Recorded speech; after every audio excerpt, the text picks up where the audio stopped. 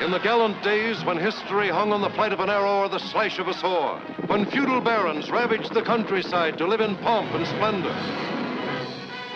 It is truly colorful, exciting, fascinating entertainment every minute of the way. Moonsea Adventures. Hello and welcome to the Moonsea Adventures. I am back with the gang, and they have escaped the dangers, perhaps, of the Thar, the vast land of the Thar. And having come back out of this experience that they had in the Red Claw's Keep, they have come to discover that somehow time has shifted, and they are in fact perhaps several months further along than they were in what seemed like just a few days ago. So you guys had come across a farm. There was a infected horse that you guys had to bring down as it was rushing to attack you. You kind of scrounged around the farm and you found a survivor who then described to you kind of the slow motion apocalypse that happened within his own farm and his farming community and the people he knew. He has not left his compound. He knows that there were some people in neighboring farms who, when things really started to get bad, tried to make it to Melvaunt, which is a port city to the south of where you guys are. So he has no livestock left, but he is willing to if you will bring him with you to Melvaunt and keep him safe, he's willing to utilize his wagon, which is in good shape. You just don't have any livestock to pull the wagon. So the next morning, you guys have had a long rest. There were no oddities, no strange things that happened. So all of you have recuperated your full allotment of health. For a brief moment, Rolfish, as you wake up in the morning, you kind of emerge from your sleep and you almost forget what had happened until you go to hop up out of your bedroll on the floor, and you kind of have to like make a lot more effort to do that. The rest of you guys, Jaunt, you are saying your morning prayers. Same with you, Moriana. You're kind of, you kind of step out the back door of the farmhouse and you kind of look around. It seems quiet. It's odd because you know that things aren't quite right in the natural order of things, but that presence of the supernatural kind of abnormal behavior that you were witnessing from these animals is not currently there. And for a brief moment, you too kind of, you wake up, you go outside, you hear the wind kind of blowing through the crops, you smell the fresh air, the morning sun is kind of, just starting to warm things up and melt the dew away. And then it occurs to you that crazy things are going on in the natural world. So all of you kind of get up in the morning. What little bit of rations you have, you may share with Halon because he has nothing left. I'll give him a ration. And as I'm giving him the food, I say to him, as we discussed yesterday, you're welcome to come with us. But if it wouldn't be too much trouble, and I will compensate you for your efforts, do you have a wagon we could use? I have quite a bit of gear, and it's a little bit more difficult for me to move around these days. He says, yes, I do. My wagon was just repaired not more than a month ago, actually. Just in summer, I was kind of had saved up and had a wheelwright come and fix everything up so that I would be ready to bring my crops to market. So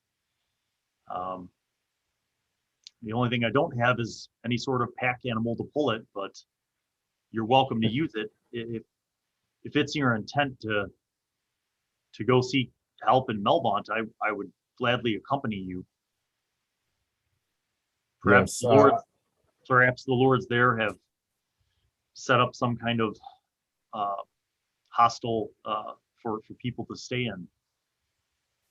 well, I hope this will help. We'll figure out how to pull it. And I press into his hand a quartz gemstone. He's like, is it your intent to leave soon? I think we should leave today. The sooner the better. It would be wise. If we left soon, we could make it to Melvont by midday, certainly. Oh, that's faster than I thought. I will pack up a bag. And he runs off. All right. So after breakfast, after prayers, is there anything else that you guys want to do? You have, you see that parked next to the barn is a modest but sturdy wagon. I asked about the chickens that he had talked about the day before. Are they still here? He says, I think that something else ate them. And he kind of gestures to the coop, and you see that the lattice wood all around it has just been torn apart, and there's feathers and blood and not much else. Oh, that's unfortunate, but good for us, I suppose. And I just start unloading my gear into the cart. Okay. Like I said, he comes back out. He has a large cloth sack slung over his shoulder. And he says, I'm ready to go. I can help push the wagon. Yeah, I look to my companions. Are you all ready? I'm ready. Oh.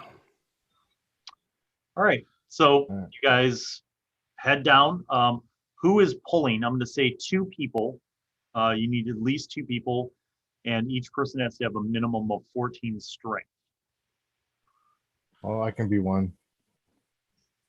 I can. No, we might be going a little slower. Yeah, my strength is not. Not strong enough. I only have 12. I can help push from behind. Well, yeah. So 12. Halon's willing. He's a sturdy farmer, so he's willing to take a turn.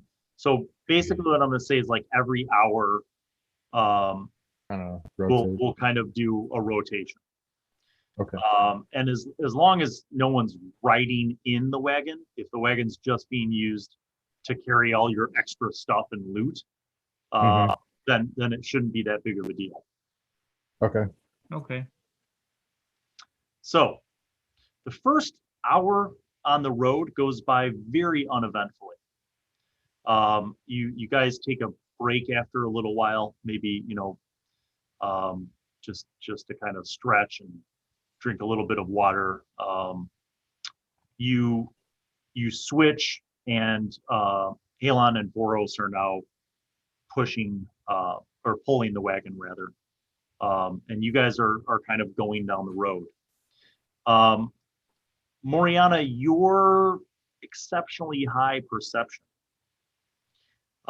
You hear the sound way off in the distance, kind of coming from the west.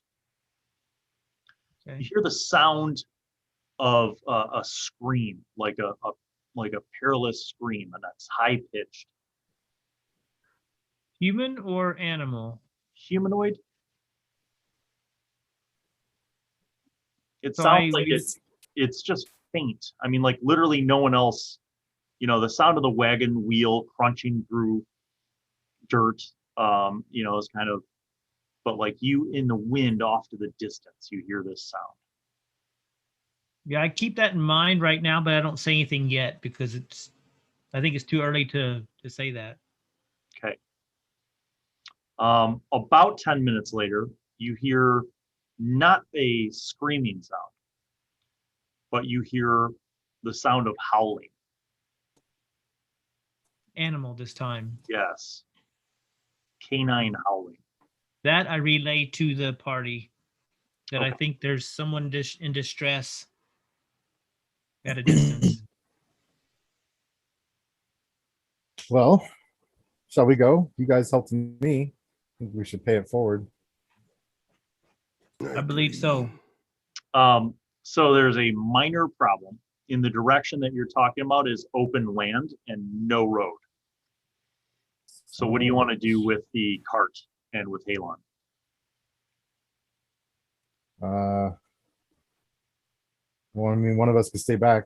I'm a bit slow nowadays. Maybe I could stay back and guard the cart. That might be an idea. What do you guys I'd like to think? go check this out. What's going on there? I'll stay then. Okay.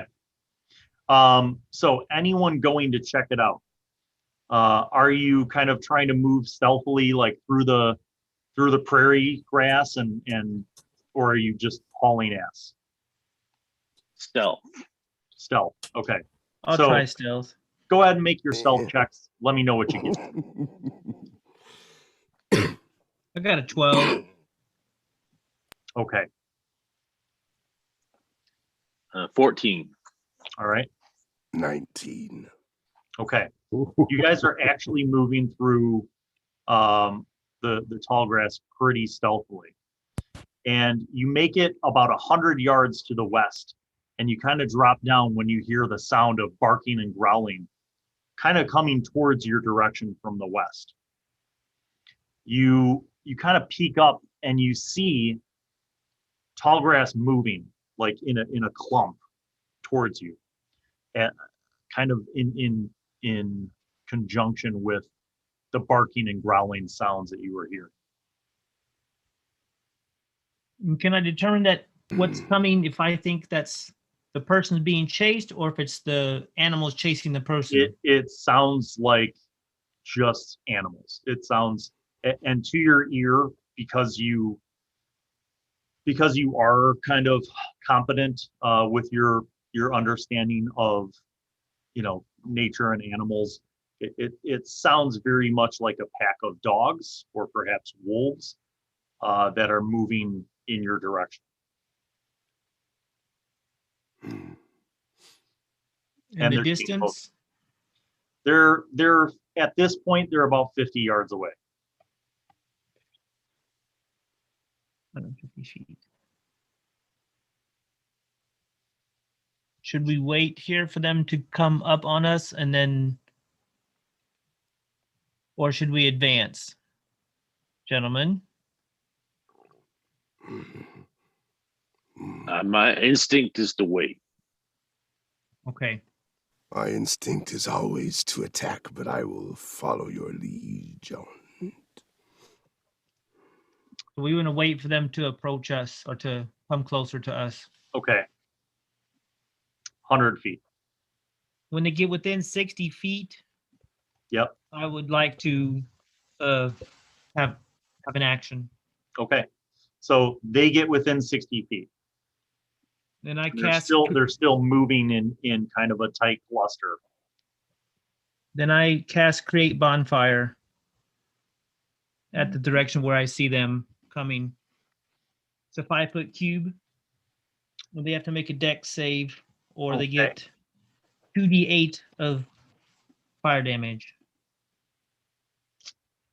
All right. I will make those.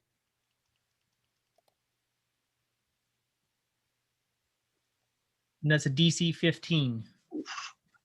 One of them succeeds. What's the damage? I'm Oh, sorry, geez. my internet is breaking up. I didn't hear that. Okay, so I made the saves. What's the damage? So for the ones that make a save, is it half? No, it's 5 damage, and there's no half. If they either make it or they don't. It does also ignite flammable objects in the area, Right. which is the tall grass. So here's what happens. One of these clearly gets burned because it yelps, and the others scatter. Basically, it's like they scatter, and you kind of split their pack. You see movement kind of flanking one bit to the north of you, one bit to the south of you. And the tall grass in the area where you targeted it is burning. Vörös and then Jaunt. Vörös, what do? You see Moriana kind of enact Do I smell burning dog Oh, flesh? yeah. I mean, it's 60 feet away, so you don't smell it instantly, but you see it. I And just you kind of also shake my head. you also see the split, you know, some coming to the north of you, some coming to the south of you guys. I start to try to find who they were chasing. You don't see anyone being chased. You haven't seen anyone being chased. You maybe think that they're chasing you guys.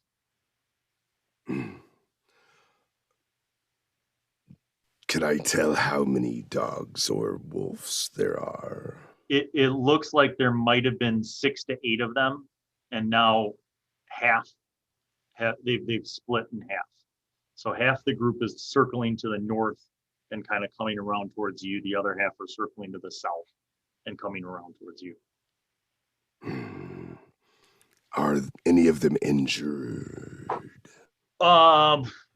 You heard something get injured because you heard a yelp of pain, but that was about 60 feet away. I'll stand in a defensive pose. Okay. Battle axe out, I'm assuming. Shield. Okay. Jaunt, what do you do? Can we get a good look at them? Do they look like they're diseased or rabid or whatever? Or do they look healthy? You can't see them yet. I mean, you could see their movement because they're moving through the tall grass. But you haven't gotten close enough to distinctly see. I mean, you see like flashes of fur and you see the movement, but you don't see details about what they look like. I think I just the group that's sort of coming around to the south or whatever, you know, trying to flank us that way. I'm gonna turn around in their direction and just be swinging my my staff and hollering, just trying to, like I would any other healthy wolf in the woods, just try and scare it off. I'm gonna have you make a intimidation check. 4. You are rambling away at the tall grass. The next thing you see is they continue kind of moving around towards you, and you hear barking and not so much howling but growling as half of them kind of moving around towards the north, and they seem to be kind of spreading out almost to like form a circle around you guys, to like encircle you. Smart. They have moved closer, so all of y'all make perception checks, because at this point they are about 20 feet away, both north and south. 8. 19. Well, Vörös, you're closest to the side that's on the north.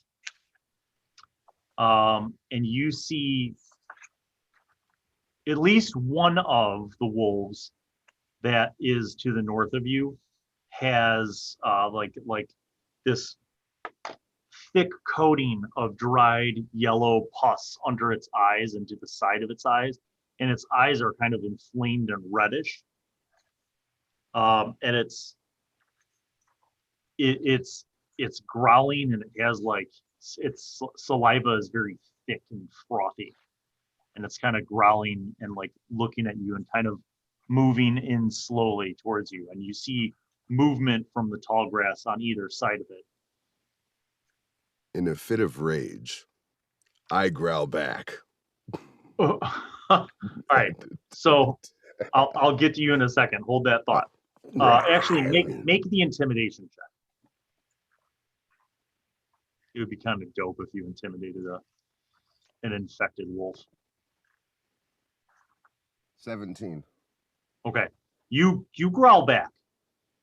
It's growling at you. It doesn't back away, but it's also not advancing. It seems to be kind of gauging you. All right, top of the order for you guys, Moriana. What do you do? okay, I would like to get within 10 feet of one of them They're like in a circle from us, yeah? Yep. I just want to get closest to one within 10 feet and cast poison spray. Okay. That's a con save. It's easily doable. You can move up. Con save. Uh-oh. All right. It failed. What's the Okay. damage? The damage is 13. So you do the poison spray at this one, and you notice that it kind of like growls and barks at you, and then it kind of like drops back. And you see it hit the ground, and you see its chest kind of heave up once and then exhale. Okay, Vörös.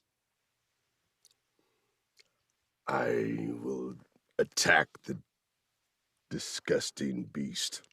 Okay, so with my battle axe. You move up to meet it halfway, and you attack. I said I was enraged, right? Yeah, I'm enraged. 19. That's a hit. Roll damage.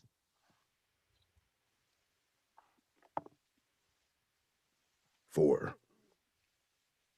Did you add your bonus Oh, wait a for second. rage?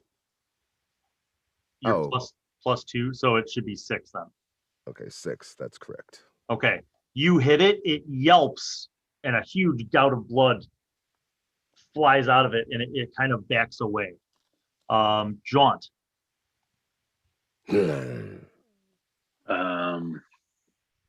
Where? How many are? Where?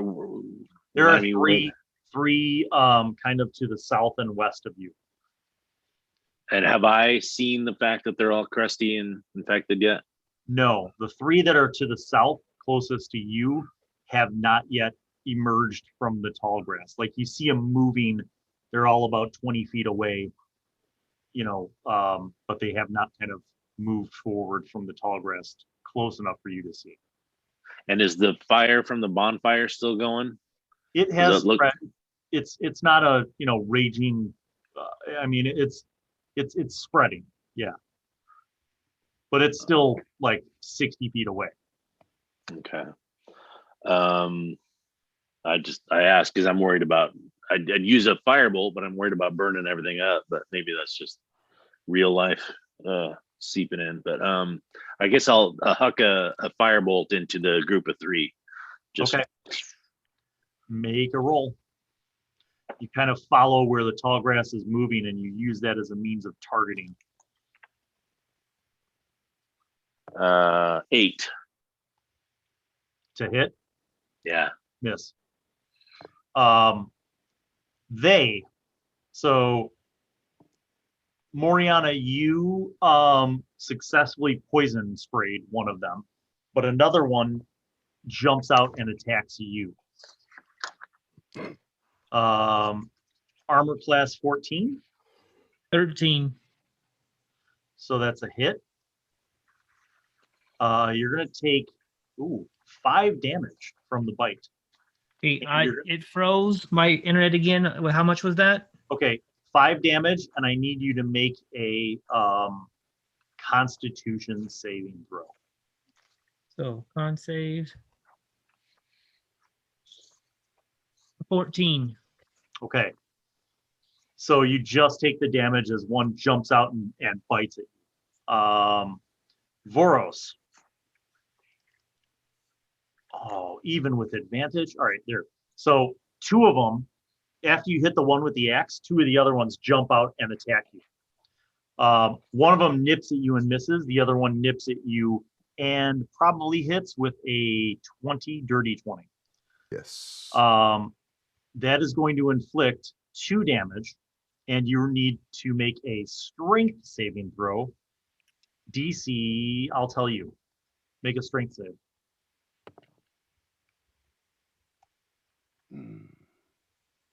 14. Okay, you succeed in not being knocked down. Now make a Constitution save. 8. Okay, so one of them that pounced on you and bit you, you're able to kind of like bash it off of you and stop it from knocking you prone, as you now have like 2 of them trying to attack you. Jaunt. Same. I have a 13. Does a 13 hit you? No. Okay. And a 19. That's Yes. okay. The 19 is going to do 2 damage, and you need to make a Constitution saving throw.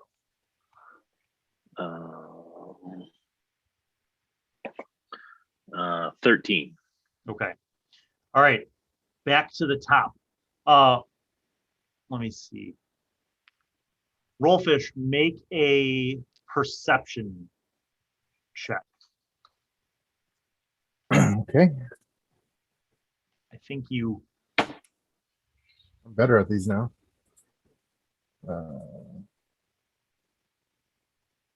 That's a 16. Okay. So you're back with Halon at the wagon by the road. You're like looking out, and you see like a fire in the distance, like several hundred yards to the west.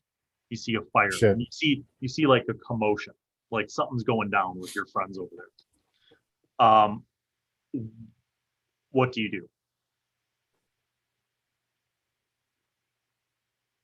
That'll be fine. Okay. All right. Good attitude. Back to the prairie.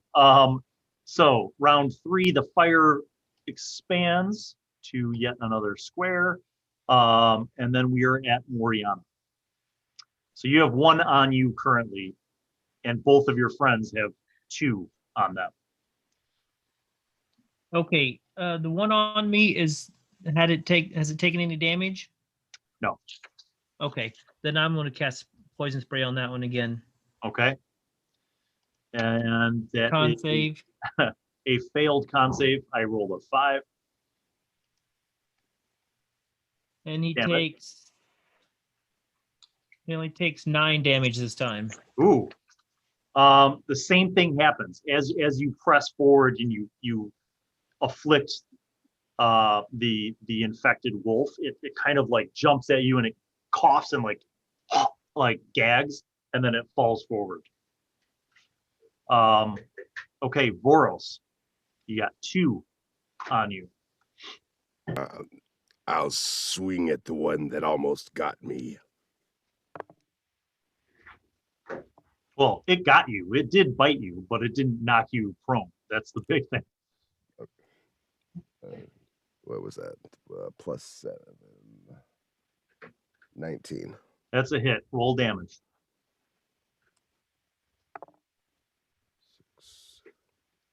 10. This one you cleave. Your axe buries into its side, and it yelps once and just drops, and your axe is in it. I forgot that you are 5th level, so Yep. you have an extra attack. It's your 5th level, so make your second attack. Nice. 17. That's a hit. Roll damage. 11. You also bury your axe in this one. That's 2 down. You have 1 that's skulking somewhere in the tall grass. The one that you hit before but didn't kill. You see a trail of blood, so you know it's somewhere there, but you just don't know exactly where. Okay, so Jaunt, you have 2 that are kind of circling you, ready to nip up at you again.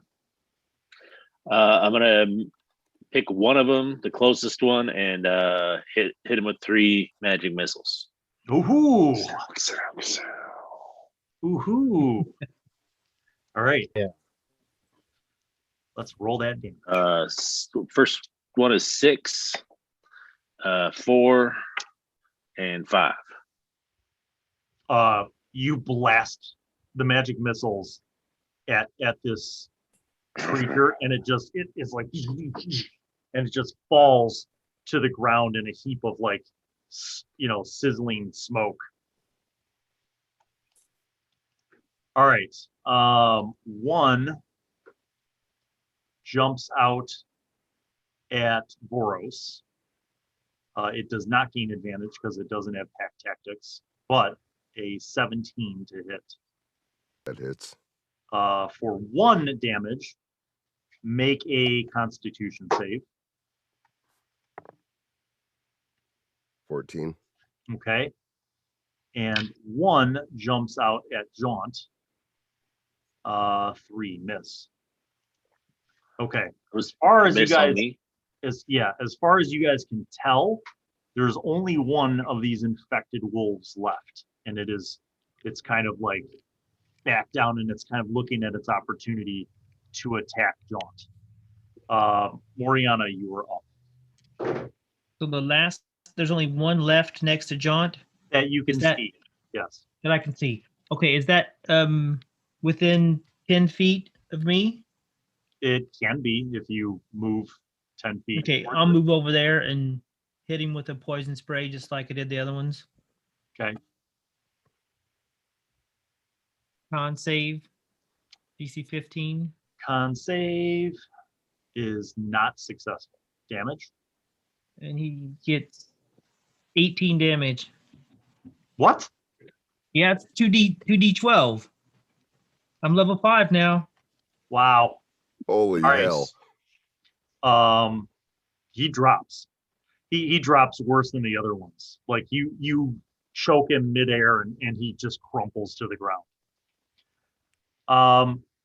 There is a growing fire about 60 feet to the west of you. It now occupies a 10-foot radius. Okay. A big bonfire. Like imagine a bonfire that's 20 feet across, right? 10-foot radius. You mean like a bonfire that's burning out of control because we burnt down the field? It might be. It's not getting smaller. I'll put it to you like that. Like every time there's a little puff of breeze, you see it like kind of grow in its intensity. So I have a question about this is meta, but prestidigitation, like snuffing out a fire, how effective is that in tackling a problem like this? Could you do it enough at the outskirts? Yes. Okay. If you focus and continuously do it every round, effectively the most you can do is a small campfire. So you'd have to kind of like, you're almost like attacking the fire. It's like magically firefighting it.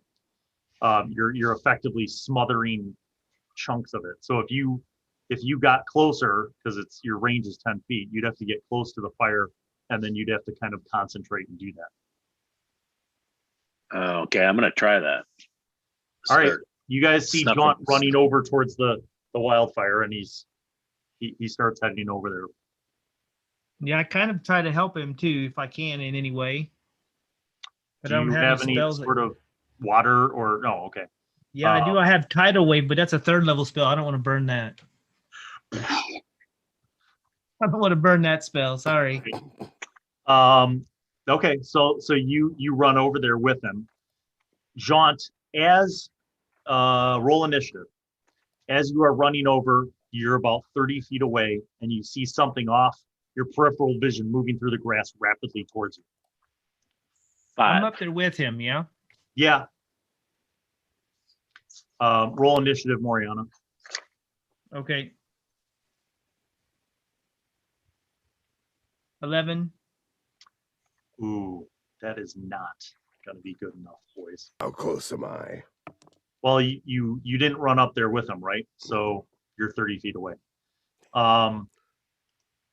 If I move 40 feet and around, can I get there? Like, I mean, my Next movement round. is so my movement is you 40. move I can get faster there than they pretty do. damn quick. Okay. Yep. Okay, so here's what you see. You see a woman who is most likely a half-elf in appearance. She clearly has pointy ears. She has like a broad kind of sturdy build, perhaps some kind of farmer or laborer. Her clothes look pretty ragged, as if she hasn't, and so does her like hair and everything, as if she hasn't been, kept clean. And she looks a little haggard, basically. But more importantly, you notice that she's got several tears in her clothing with visible wounds on her arm and on one of her legs. She is running towards you guys full speed and screaming at you, and she jumps at Moriana. 17. That hits. She tackles you. Make a strength save. Strength save. This actually it's an athletics check, so it's you're basically countering her grapple. Okay, athletics, that's a little bit better. Oh, maybe not this time. 12. Okay, you don't break free, so she has you, and she's like ah, and you see that her eyes are like bloodshot red, and she's like ah, and she's trying to bite you. Jaunt, what do you do? I'm gonna blast. I'm gonna equip my shield, and then I'm gonna blast her with Sacred Flame. Okay.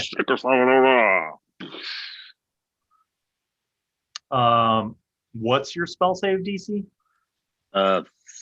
13. She actually made it. I roll a 14. Well, good for her. You see the light of Fharlanghn, but this woman is clearly not in a normal state of mind. Make a insight check.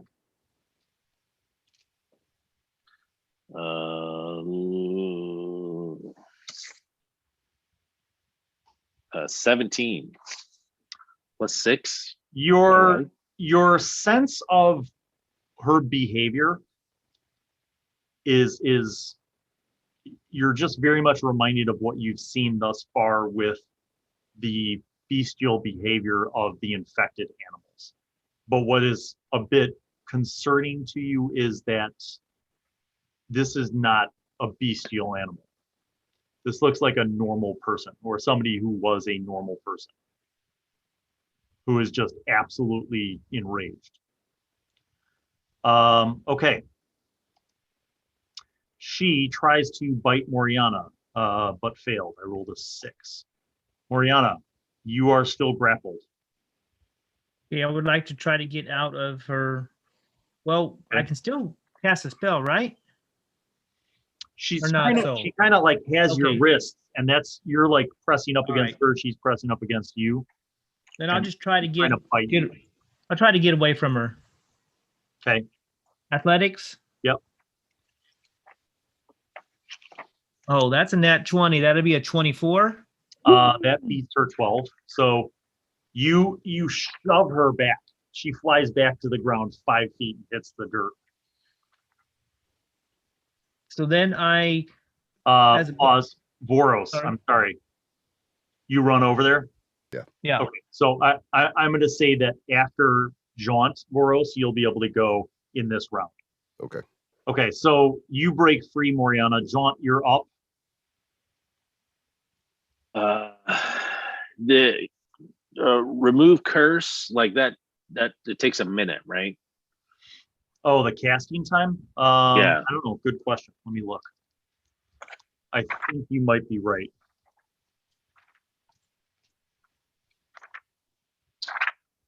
No, casting time is 1 action.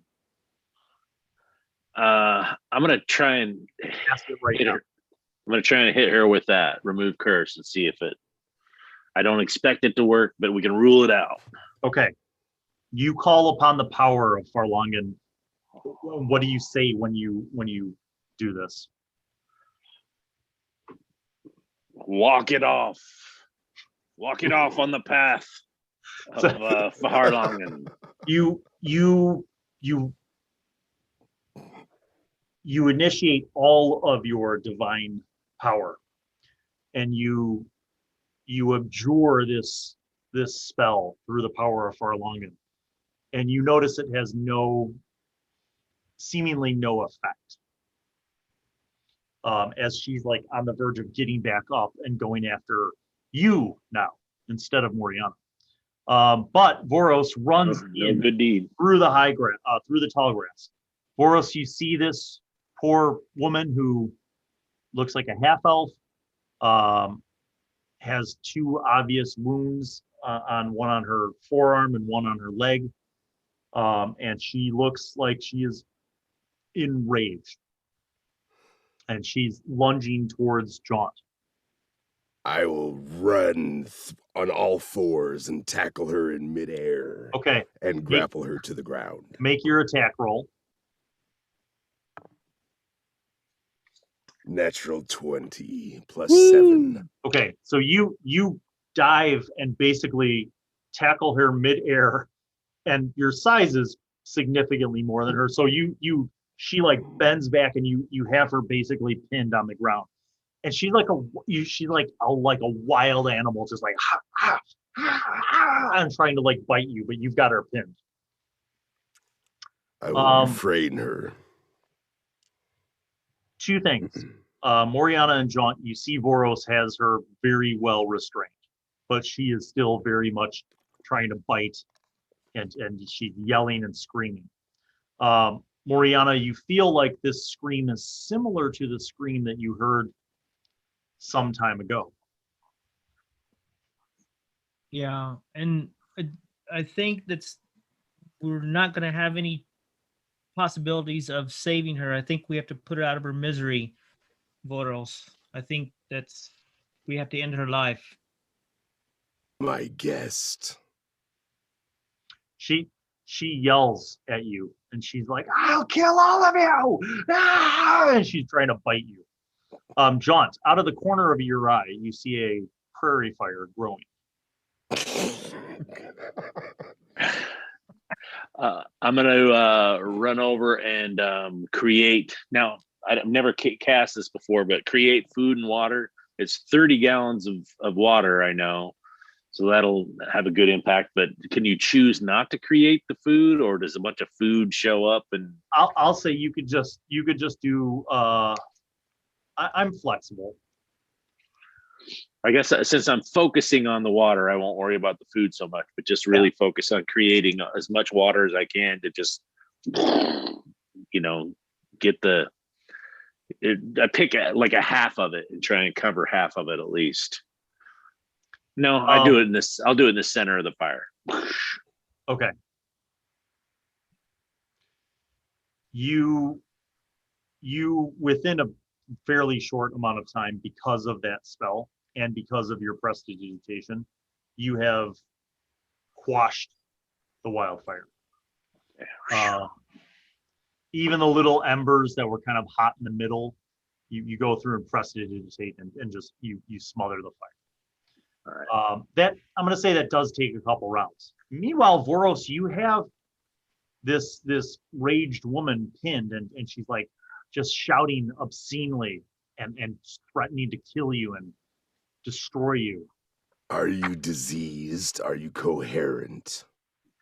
And she's like, I'll tear your flesh off and roast you and eat you. I will swallow your entire eyeballs. And she's like just rage.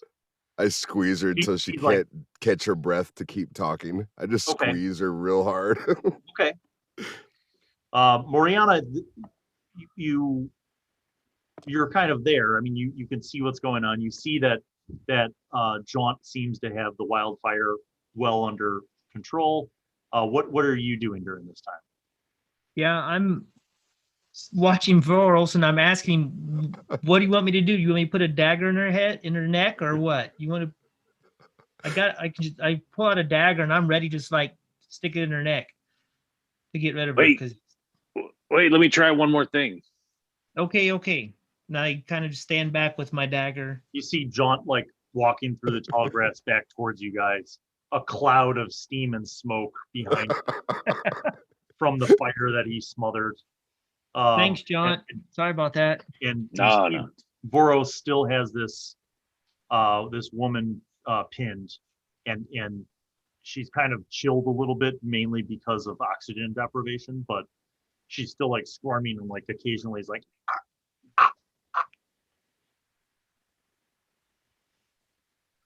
I want to cast Lesser Restoration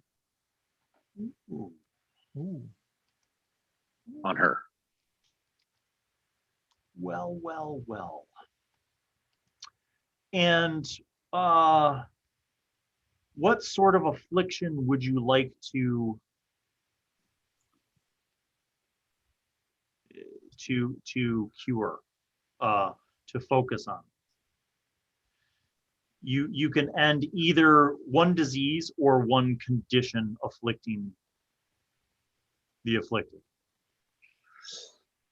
Well, I mean, I'm assuming she's diseased as a result of these, either she's had it a while or she just got it off these wild wolves or whatever. So do I have to specifically know what the disease is, or just sort of focus on, all right, I'll focus on restoring her to health regarding this disease that I think she has. You focus your energies looking at this enraged woman that Vörös has pinned, and you call upon the power of Fharlanghn to remove this insidious disease from her. And as you invoke this power, you guys notice a bright white, almost bluish light emerge from Jaunt's hands and kind of envelop this woman. And you notice that her eyes, like the bloodshot eyes, begin to like slowly become normal. And like she kind of like shows like a weakness. And Jaunt, you notice that from those wounds, you notice this grotesque yellow pus kind of emerge from those wounds and just drip down. Her wounds are not healed per se. They're still like open wounds, but after you complete this, the woman stops this rage-filled tirade. And instead she's like, help me, please. I release her. And she looks up at Jaunt and she's like, what happened? Where am I? Who are you? The divine magic of the Holy Wanderer has brought you back from the brink of whatever affliction you just suffered. Fharlanghn, the Holy Pilgrim. She's like, and she looks around at the corpses of wolves and she's like, I was attacked. I had been chased. She's like, did you see anyone else? Not so No, far. I just saw the wolves. Well, I was traveling through the open lands with my brother and my husband, and we were hoping that we could make it to safety in one of the cities. And these Two different wolves, guys, right? yes. Sorry. But did you see anyone else? And she kind of like slowly stands up and she's like, and she's like holding her wound on her arm and her leg. And she's like, did you see anyone else? And she looks around and she's like, where are we? I just remember running from those wolves and I remember them attacking. And she seems Remember where you were. She's like, well, we ran out of food and supplies at our farm and we decided to try to make it to Melvont. That's where we're going. You'd be welcome to come with us. And how's she looking? If she's really hurt, I can get out my healer's kit and I can heal her up a little bit if need be. Yeah, if you get out the healer's kit, you can quickly kind of clean and patch up the wounds. You guys see that obvious, like after you kind of patch her up, she seems to be much better, and you guys lead her back to the road, where you see Rolfish and Halon are at the cart. Rolfish, you see this woman who looks like a farmer. She's got bandages on her arm and her leg, and it looks like she seems like a little bit disoriented, but okay. I forgot to ask her I name. kind of keep my distance because Go ahead. I forgot to ask her name. My name is Monique. She's like, I'm in your debt, truly, all of you. I can't imagine what would have happened if, well, I'm very concerned though about my brother and my husband. And she's looking around the road. She's like, this doesn't look familiar. How far are we from the city? You guys estimate that Look at our friend. you're less than an hour away.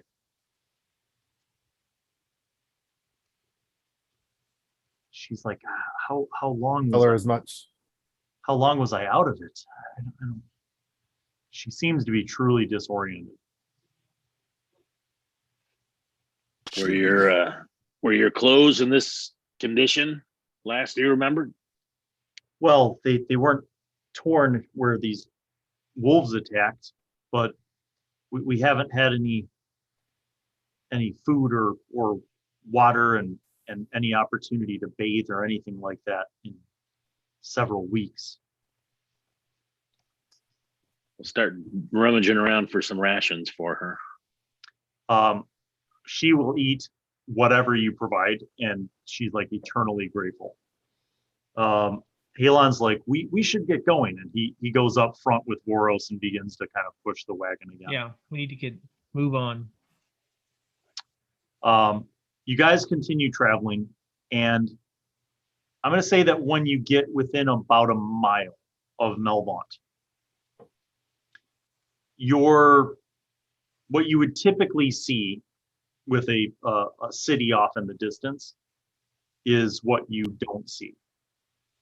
You don't see any evidence of chimney fires, and it is fall, so it's not freezing cold, but like it would be completely normal that there would be fires, like cooking fires, heating fires. You don't see any smoke coming from the city. You don't see anybody this far away from the major east-west road that connects Fharlanghn to Melvont and then Melvont to Thentia. You don't see anybody coming in. You don't see people on the road. How many people normally are in this city? 15,000 people. Oh. So it's a pretty sizable city.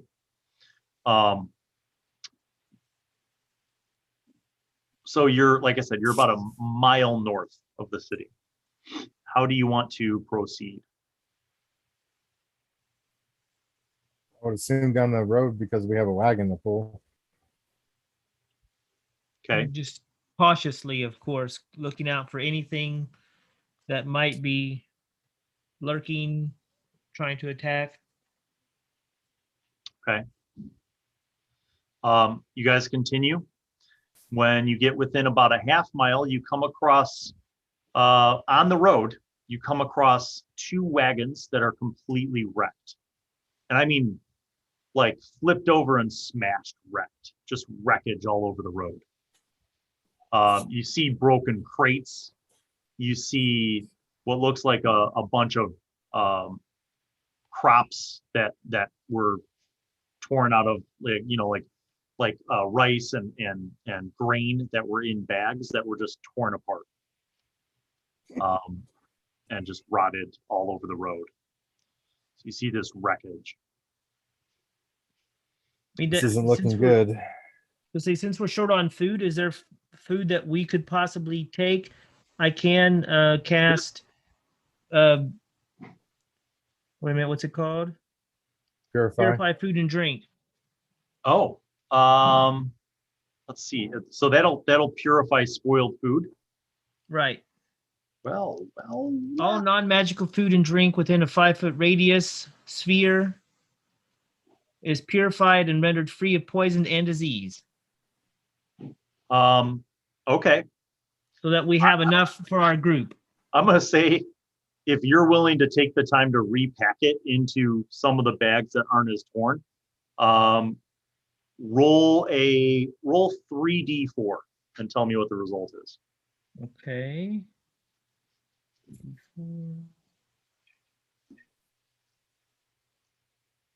That is 8.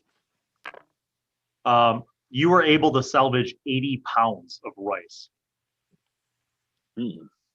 You fill up some sacks, and put them in the back of the wagon. Okay. You guys get about a quarter of a mile from Melvon. You could see the outline of the city in the distance. You could see the main wall, which is a mixture of stone wall in some parts and wooden palisades in another part. You see where the east-west road goes, north of the city. You see more wreckage. You see wagons, carts, and you see carcasses. You see pack mules, horses.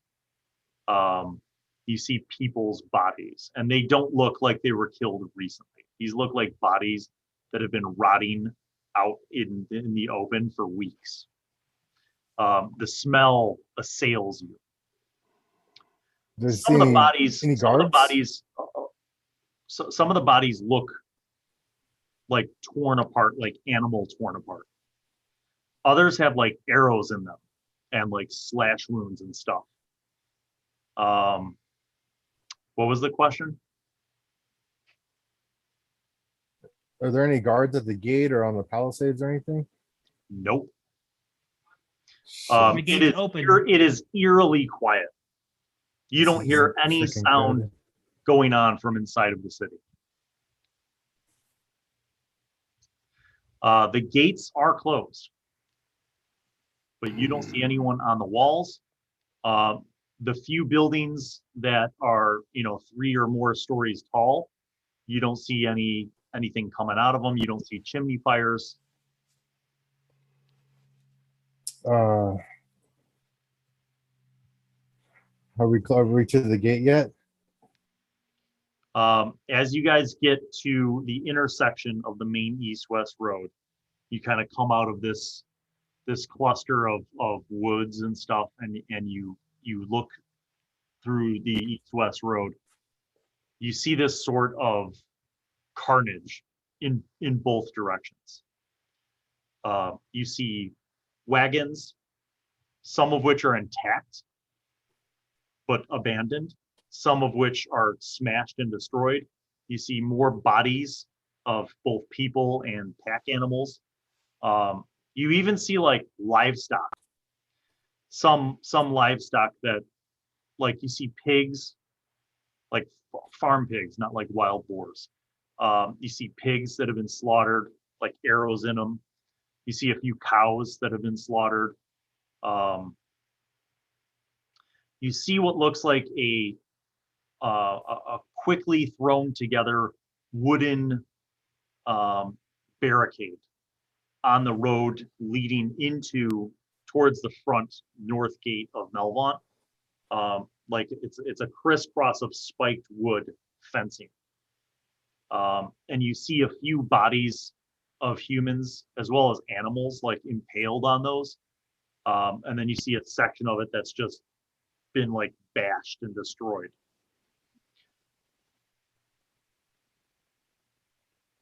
What the hell happened here? Say out loud. It's possibly ravaged this place. Looks like nature's taking its toll here. Or the unnatural, I would say.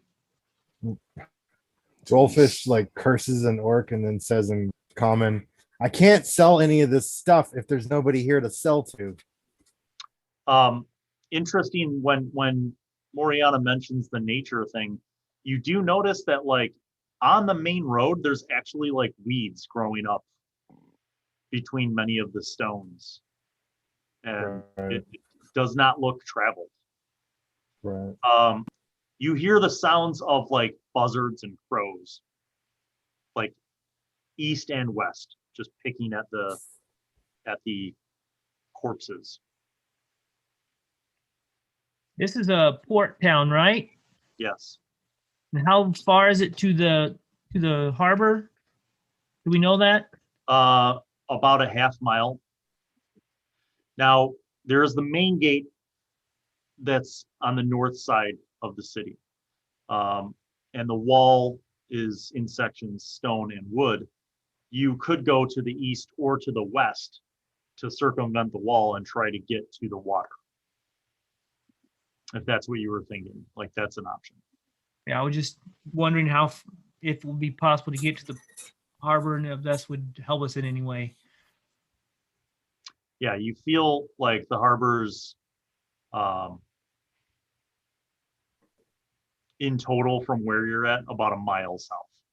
If you were to go straight through the middle of town. What do you think, Oh. companions? I really don't know. Does that look like anybody was able to scale the wall, or are there any ladders or ropes or anything? It looks like from any successful. Or does it look like maybe? Go ahead. You don't see any evidence of that on the exterior. You do see though that like the wall and the main gate look like it has been attacked. Like there's gouges in the wood of the gate and like scratch marks all over it. From what you're not sure. I look to my companions. Does anyone have a grappling hook? I got some rope. I do. I've got a grappling hook and rope. Like, Maybe we could scale the wall. It's not too high. How high yeah, is it? The How high is gate, the wall? the gate is 10 feet. Oh, we could. I think we could at least get one of us up there and check it out. I'll try it. I'll hurl the grappling thing up there. Make an athletics check.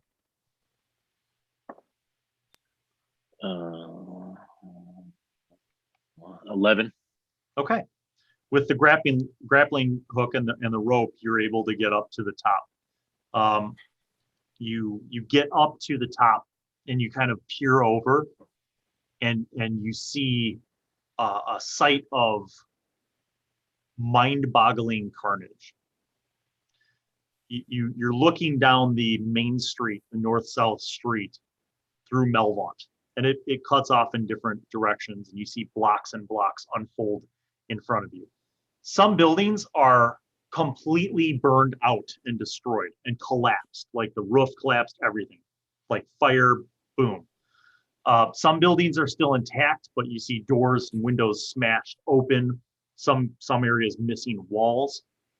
Some buildings look intact, but like everything's closed up and like the windows are wood shuttered and barricaded and the wood doors are reinforced.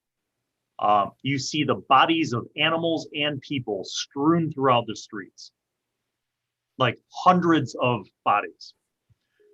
Domestic animals like dogs, chickens, horses, some of which are torn apart by like animalistic bite marks, some of which have clearly been like put down with arrows.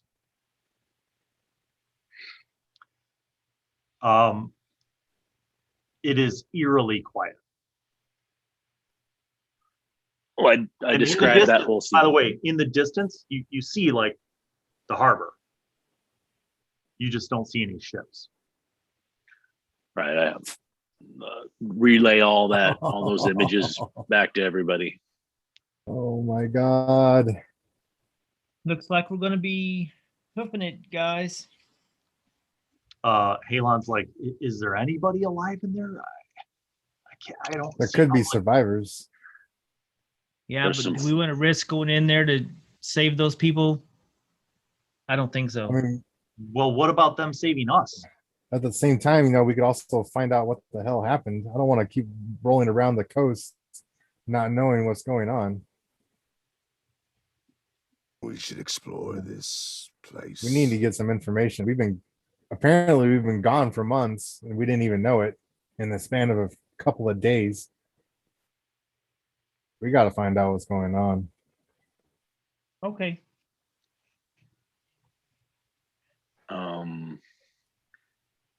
Looks like the damage is done, right? We could probably, like, if I could get over and open the gate so we could all easily go through. Looks like it's no difference between this side of the gate and that side. It's all hell, right?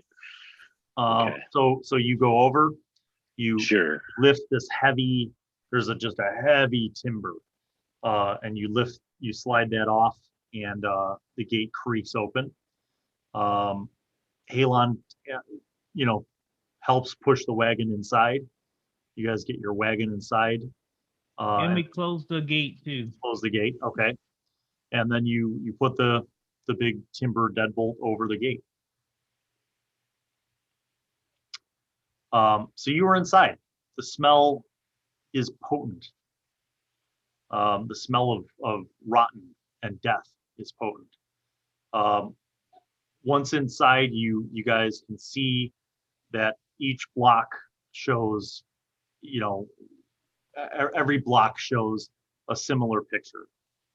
Some buildings destroyed, some buildings burned down, some buildings still intact, but doors and windows torn open, bodies strewn all over the streets and buildings and everything.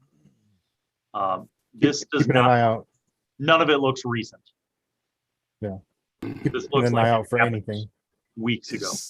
Is there any sign of the pus or the yellow disease? Yes. On the So death?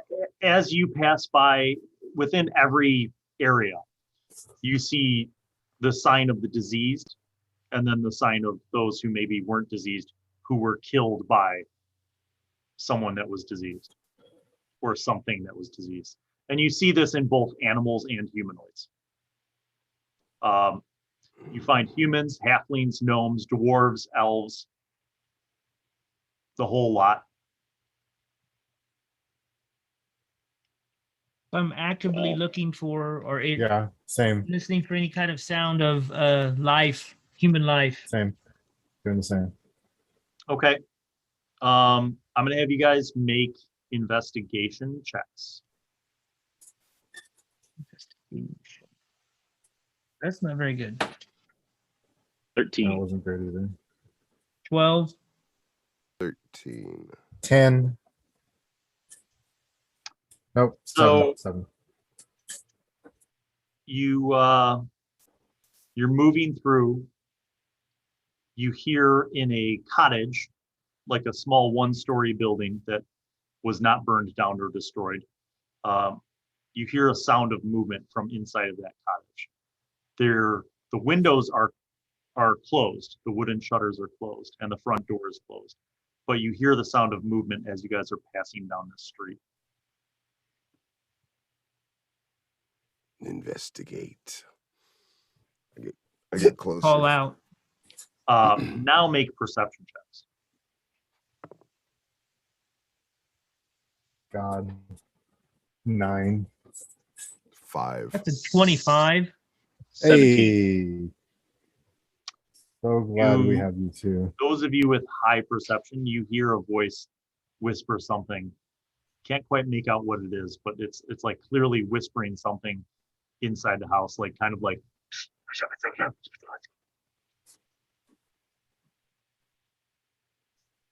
I'll say to the group, whispers. There's whispers in there. I walk down the street out of view of this house, and I just tell them, I just do this to my companions. And then I walk out of sight and I cast invisibility on myself. Okay.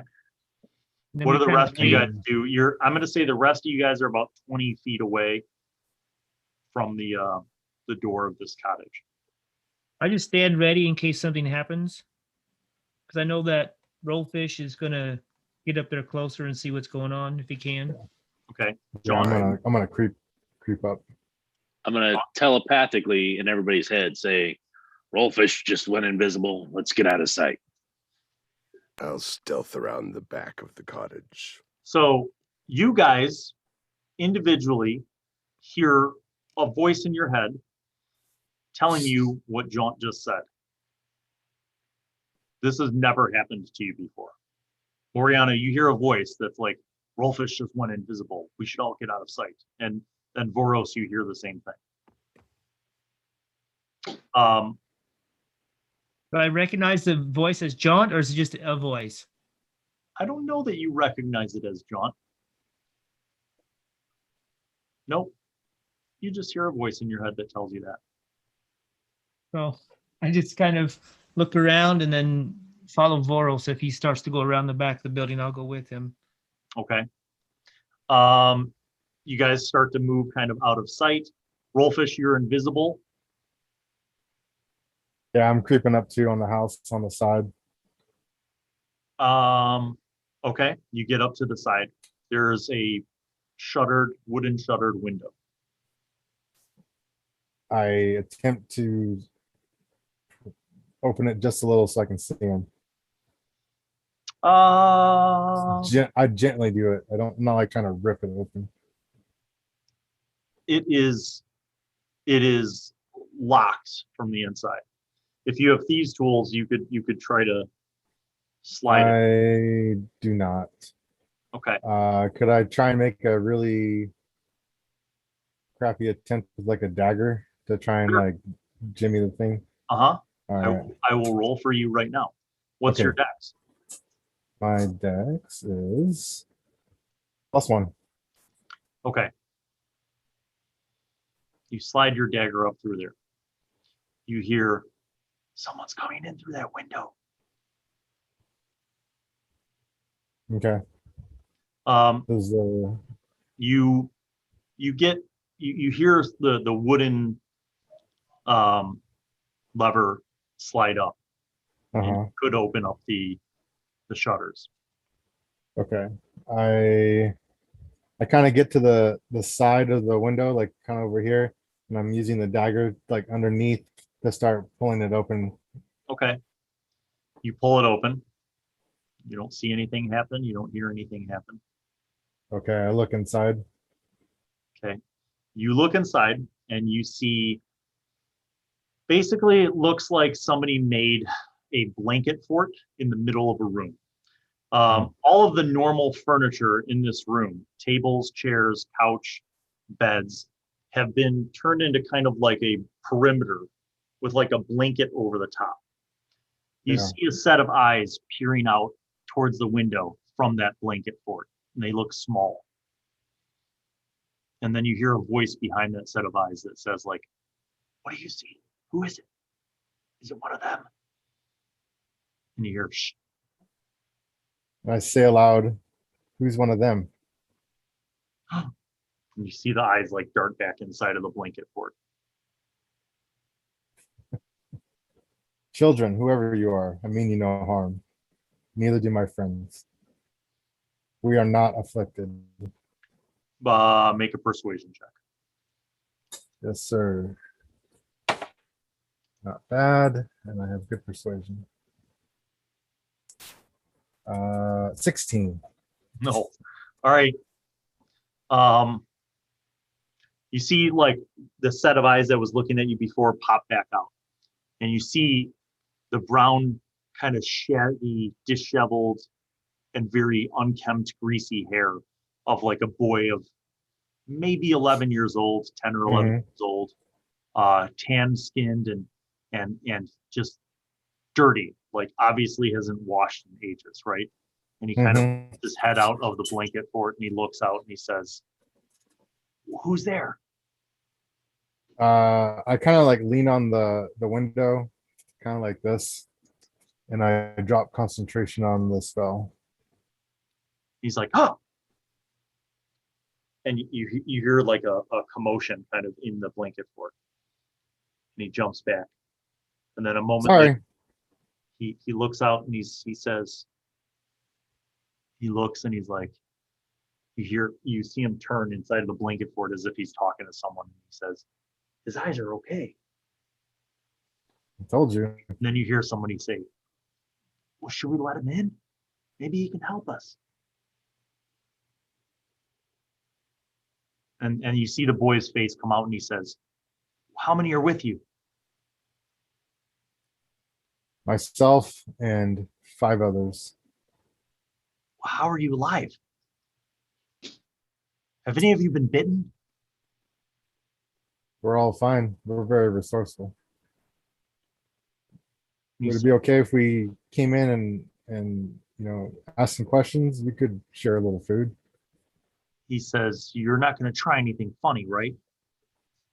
No, I would never harm a child. You see he looks behind him and he says, okay, go to the front door. And you see he Okay. crawls out of the blanket fort, and you can now see this kid is incredibly scrawny, and his clothing is basically just like a set of rags at this point. He gets up out of the blanket fort and he goes over to the front door. I call out to my companions, to the front door. They're going to let us in. They're just children. You guys go to the front door? Yeah, Yep. I come around. Okay. So you hear something slide on the front door. You hear a board kind of not really loudly hit the floor, but just kind of like dull. And you hear the sound of a lock, and then you hear the door being opened. And the door opens a crack, and you see at about 4'8" in height, this kid looking up at you guys through like the crack in the door. And he says, "You're all okay?" We're cool. You see his eyes are darting to all of your eyes. Like he makes eye contact with each one of you. And he says, "Do you have any food?" We got some food to share. Yeah, I go out and get some rice. I bring him in 5 pounds of rice. He's like, "All right, come on in." He opens the door. As he opens the door behind you, and you guys, he like urges you to hurry in, and your 2 farmer friends also come in. He as soon as everyone's in, he immediately closes the door and he puts the deadbolt behind it. You notice that there's movement inside of this blanket fort, and you hear the sound of like scuffling kind of, and you see another kid crawl out. And this is like a little blonde girl who's even younger than this kid. She looks like she's about 8 years old. Same thing, just very dirty, kind of unkempt looking. And then you see another kid crawl out with blonde hair. This is a boy, and he seems to be about 10 years old. And then another kid. And basically by the time all these kids emerge, there's 6 kids. And they don't look like they're from the same family. Like noticeably ethnically different, right? Right. But there's 6 kids. And all of them have like improvised like weapons, like butcher block knife and like a stick, and these just none of them look like they're they have actual stuff. There's one kid who's doesn't look older, but he looks about the same age as the lead kid with the brown hair. There's one kid who is wearing padded armor, and it looks like basically he took like an adult's armor and cut off the parts that were too long on the sleeves. But he's the only one that's wearing any kind of like armor. Okay. What happened here? When Vörös speaks, all the kids' eyes go wide. My friend Vörös. Maybe Moriana would be better suited to speak to the children. You see that the kids all kind of like they kind of look at all of you, not suspiciously, but just kind of like cautious. Like they're very cautious. I'm gonna make any of you guys that have insight as a trained proficiency, go ahead and make an insight check. Okay. 15. 9. 15.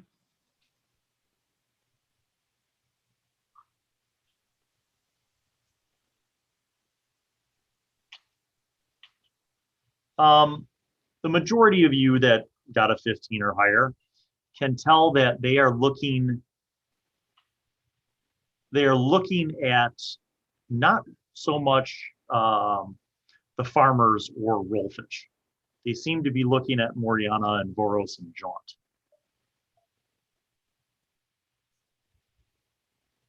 I find a seat somewhere because my legs are a little sore from carrying all this extra weight that I've gained recently.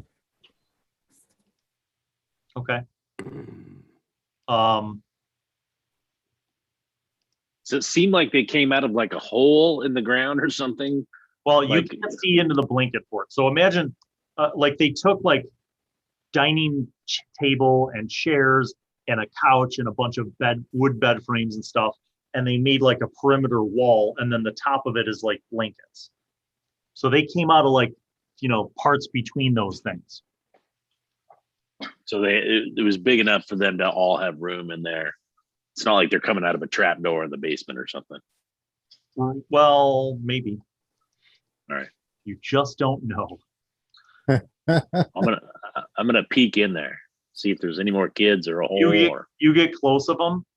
You get close, and the redheaded kid pulls out his butcher knife, and he's like, back up.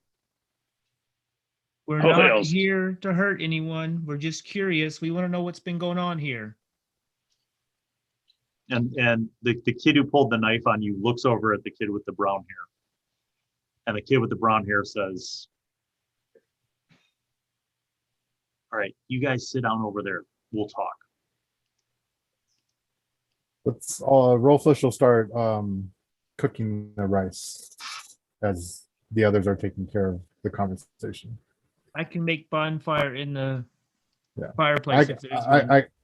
I got it with you guys Okay, good. station. you can't make a bonfire. The minute you go to walk towards the fireplace. So the kid with the brown hair says, listen, no fires. No Okay. All right. Just wait until we explain why. He says, I'm Quinn. I'm the leader.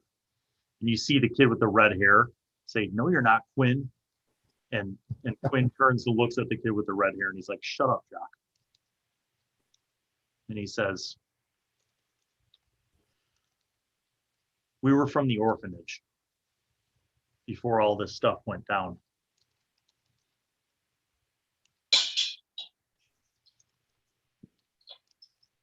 When things started to get really weird,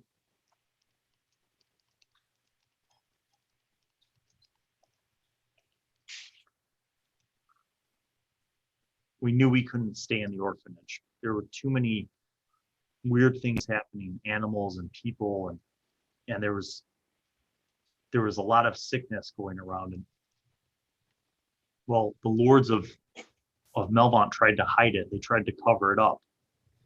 But then people kept getting sick, and there would be like these strange things in the middle of the night, and there would be carts taking bodies out of the city, and they would have these big bonfires to burn the bodies. Well, then one night it got really bad. Something weird happened down by the docks, and there was a ship that was on fire, and there were people fighting all throughout the streets, and the gates were flung open, and people were trying to get into Melvant for weeks. The problem is people would come in, and then they would get sick, and then they would turn into the angry people. When did this start happening? A couple months ago. Springtime? Summer. Summer. At least that's what we started to notice. Did you see sick people who had not been bitten? Most of the people that we have seen who've been sick have been bitten by another animal. You see Quinn look at you, and he says, where'd you get that from? He What? points to you, and he points to Vörös, and he points to Jaunt. He goes, you all have been bitten by what? What bit you?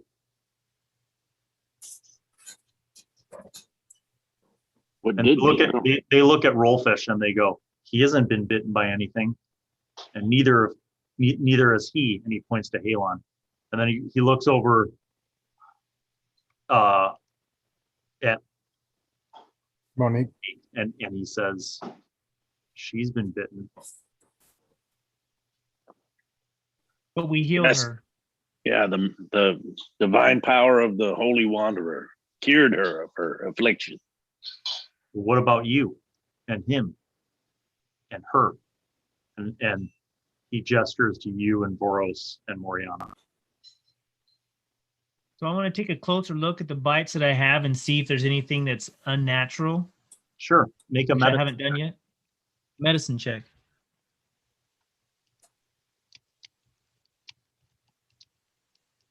So 14. I mean, you could take time to tend to your wound. You see that Vörös also has been bitten, as has Jaunt, right? So I can take out my healer's Weren't you kit. weren't you bitten by one of the wolves, Jaunt, or no? I took damage. I just didn't. I suppose that was it. Yeah, I just didn't register. But now I'm concerned. So these kids are obviously very perceptive, because you'll notice that like they are all, while like Quinn is explaining this to you, they're all watching you guys. I'm dishing out rations to these kids. The last that I've got. So one of the girls comes up and she's like, thank you.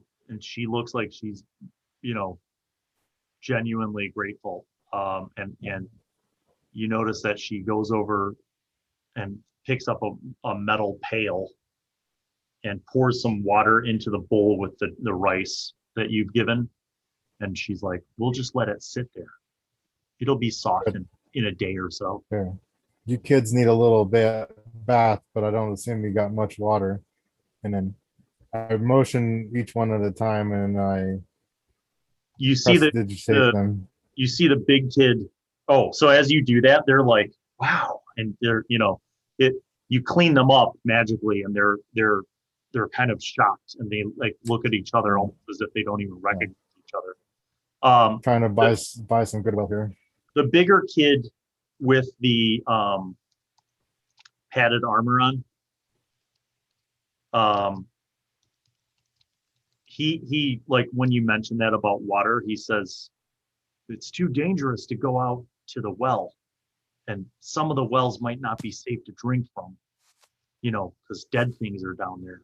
But he said it's not good to light a fire. If those things see smoke, it'll just draw them to you. Are the things still here in the city? We hear some things, sometimes at night, sometimes during the day. That's why we don't go out very much. Just to get and then we come right back. Well, you're all very smart kids. You've done a good job. Quinn says, there's a lot of buildings that are still intact. Some of them have useful things, food and other things that we could find. So sometimes we'll go on a raid, take what we need and get back. While he's saying this, I want to get out my healer's kit and start tending to the wounds of Jaunt and Vörös. Okay. And Quinn says, oh, go ahead.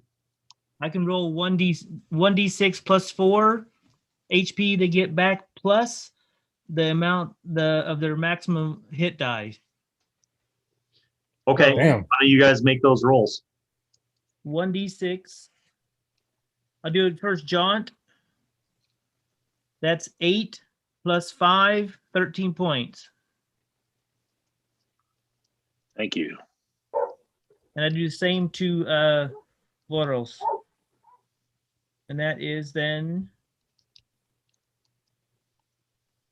15 points.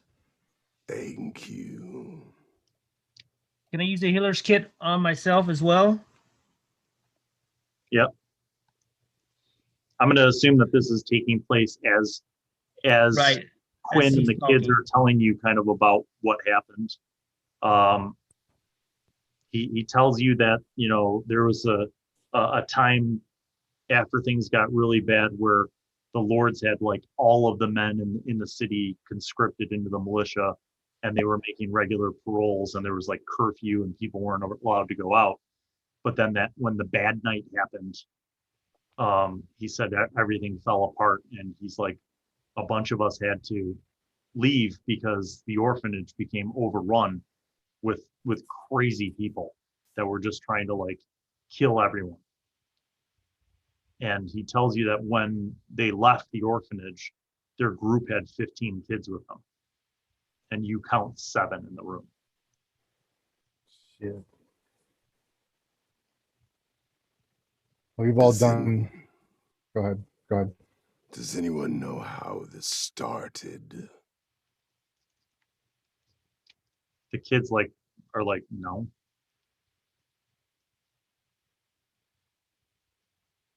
But it started when the boat came. A particular boat came into the harbor. No, not Like, necessarily. no, I don't think so. I mean, on the bad night, when things got really bad, and people that were outside that they weren't letting into the city, they broke through the gates. They all wanted to come in. They were starving, and you know, people were looking for help. But So it was bad because a lot of the people that came in that broke through the gates, they were sick.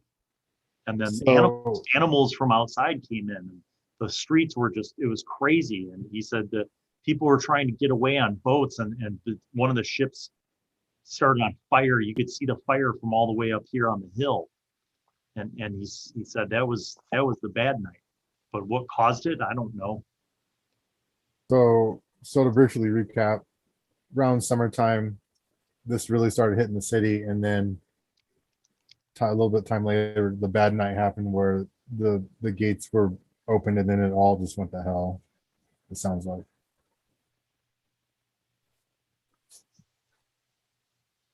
Quinn said that's about right.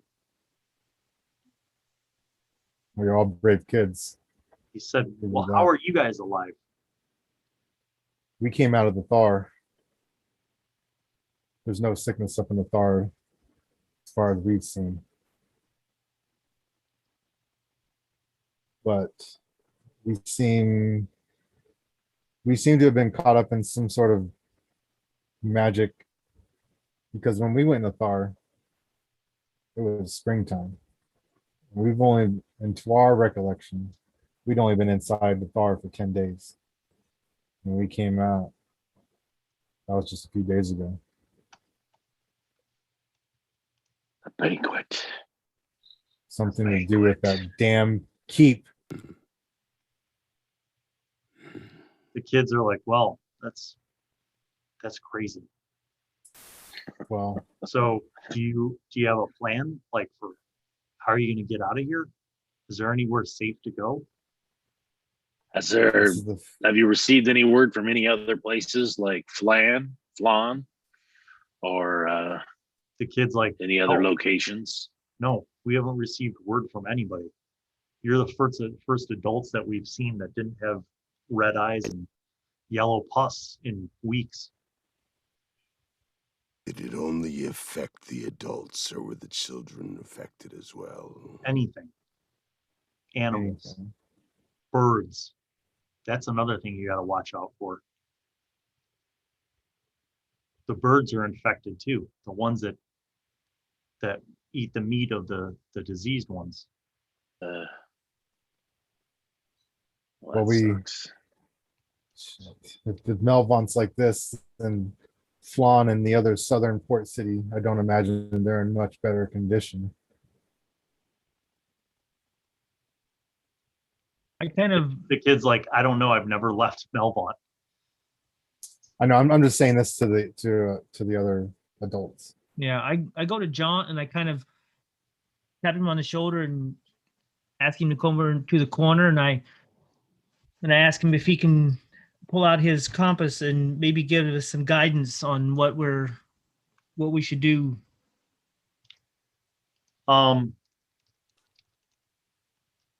Okay. Jaunt, what do you think we should do? Can you ask Fharlanghn for help?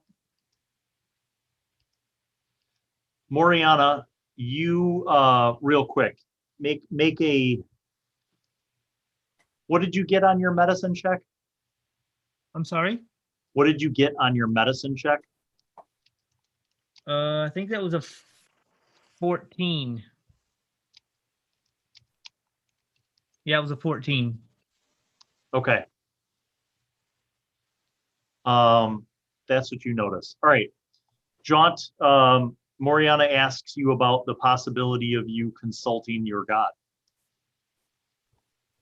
By all means, I shall.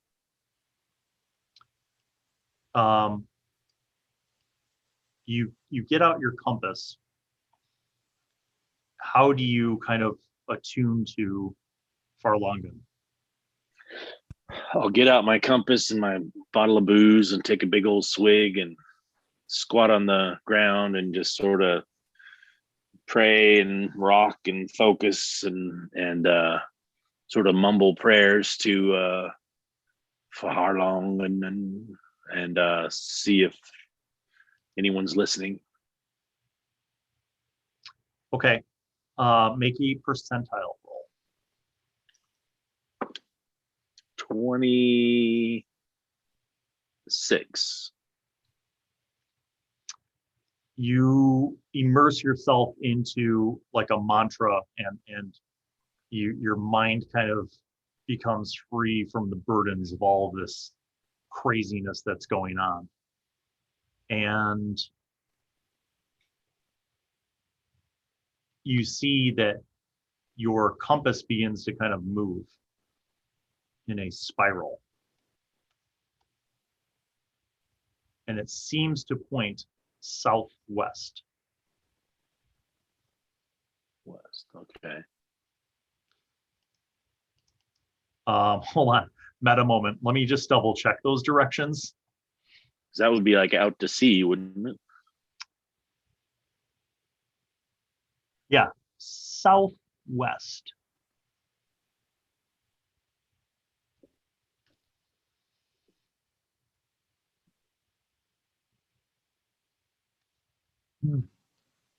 Well, I'm Vörös, you feel kind of tired after this incredible amount of physical labor that you've done, pushing the wagon full of stuff. And as you're thinking about that physical labor, you guys realize that like the wagon and all the stuff is still outside. Do you want to get that stuff and bring it into this safe house, or do you want to leave it on the wagon?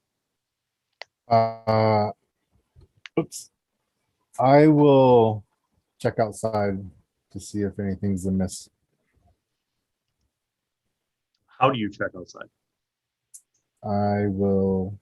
Am I able to look at the road from the window that I opened previously? No, but you could open up another window. You notice that window's been closed, by the way. Okay. Okay. Well, I'll you open can a open up window. another window that faces the front where the wagon is. Yeah.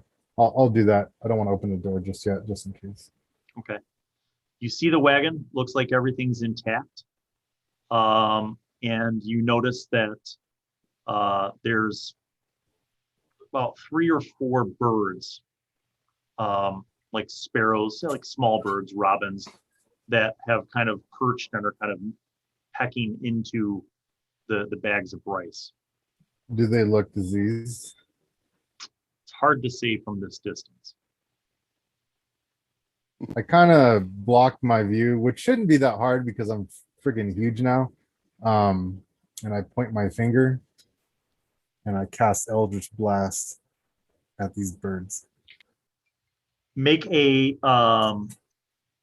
2 beams.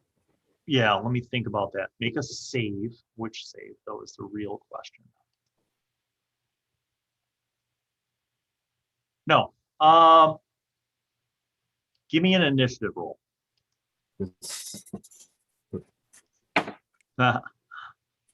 Fighting with Pretty good. sparrows. All right. 19. Okay. So you were about to cast Eldritch Blast at two of them, and then you see this blur just leap up and grab one of the four birds, and it's super fast, right? Like grab it in its mouth and keep running.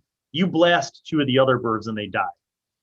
Mhm. This small, dark-colored, furry creature.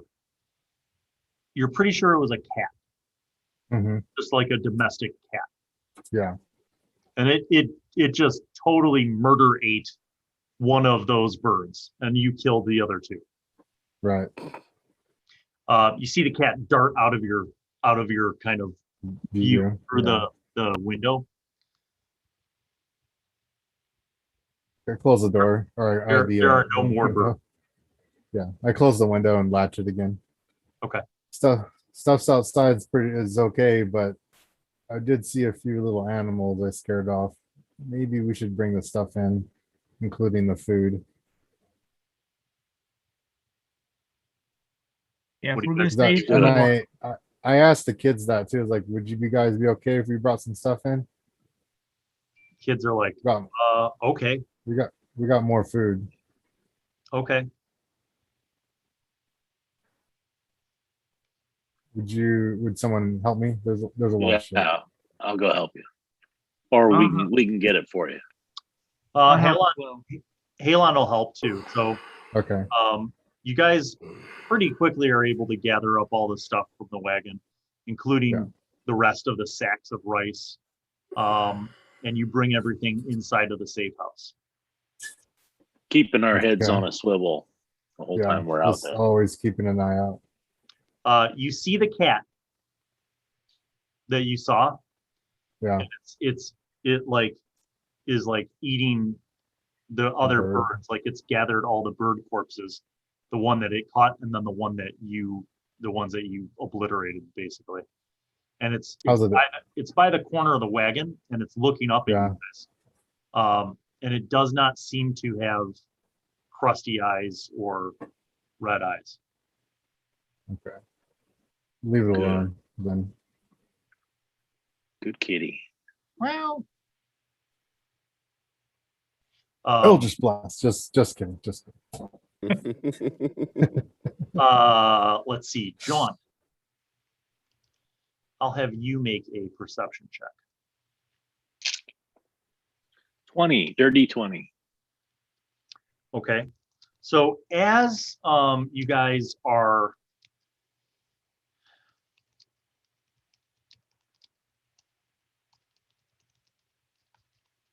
I also pushed the cart away from the house, so it's not like it's obvious that it's parked in front of ours.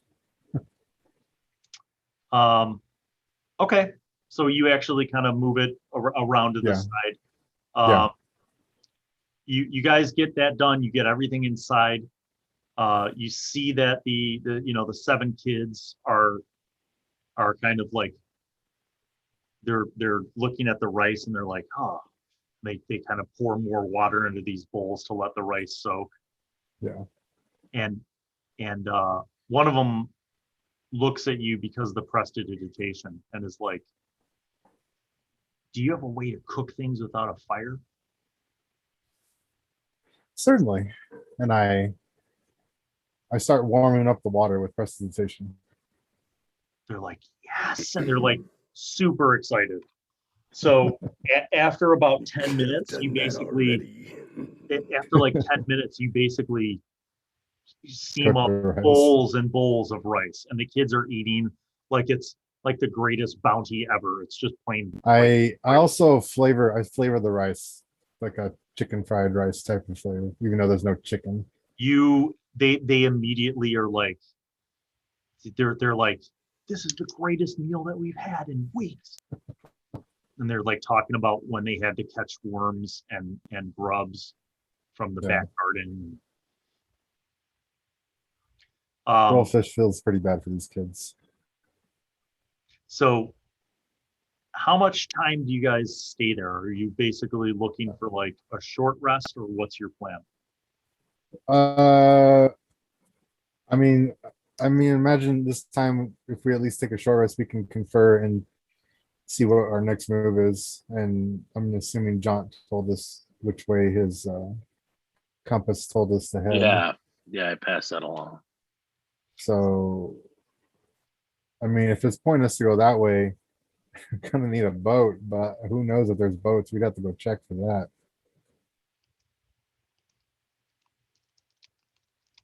And there's also the case of these kids here and Monique and Halon.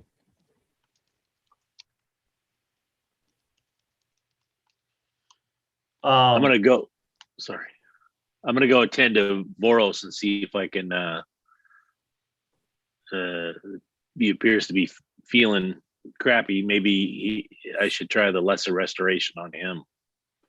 You were bitten, right? You're muted. I'm muted?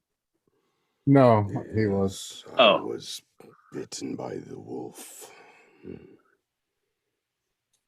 All right, yeah, I'm gonna do lesser restoration on him. So walk with the holy wanderer. Walk it off. You Shake it once off. again, you invoke this power of Fharlanghn, and Vörös, you within moments feel significantly better.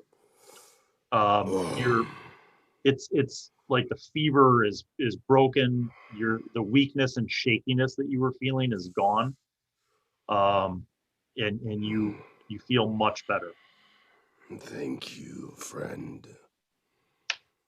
Thank Fharlanghn.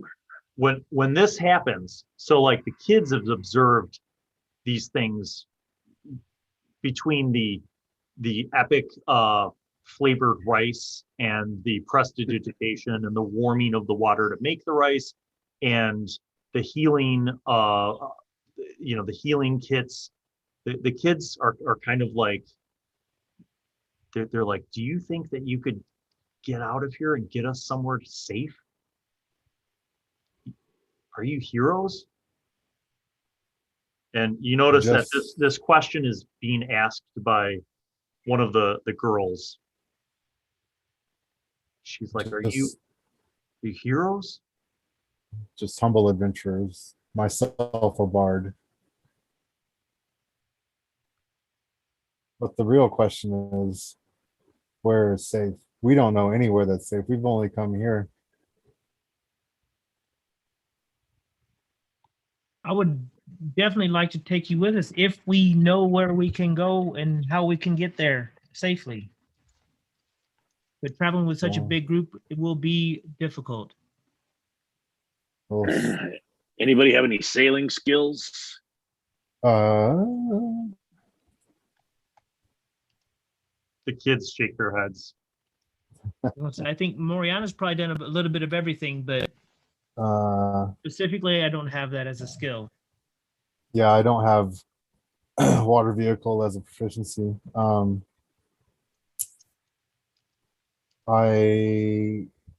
Well, before we even get to that bridge, probably need to investigate the harbor to see if there's even a ship left.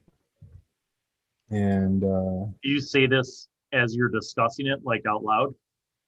yes, I'm talking to my companions.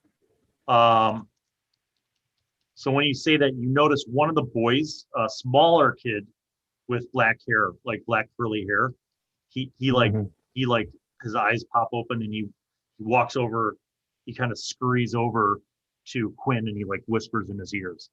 And you notice like Quinn is finishing his rice and he says, "Did you say harbor? Don't go to the harbor." What's wrong with the harbor? That's like not wrong over here already. He goes, that's where it's really bad. Like everything down by the harbor is infected. Maybe I have the my ways of children staying. will be safer here until we scout ahead. He says, Quinn says, there was a gang that used to kind of run things down by the docks.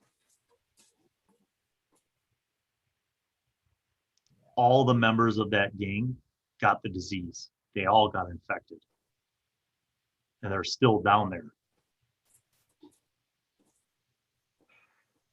How many? So I don't know, probably 30 dozen. of them. I don't know how many are still alive.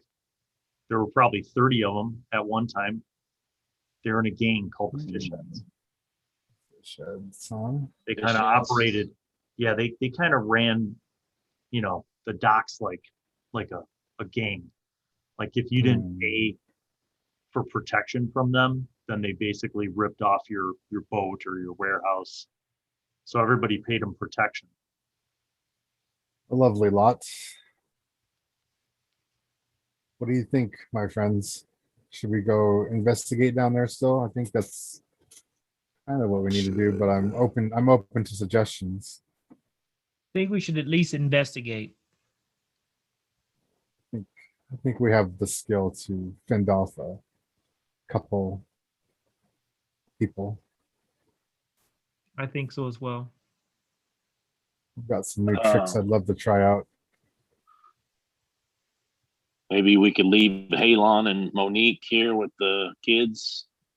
I think that'd be I don't know, best and wise. Maybe should we bring a kid with us to be a guide? I don't know. Quinn says, No. you're going to take anybody, Estev would go. He's the fastest and the best. That's Who? Estev.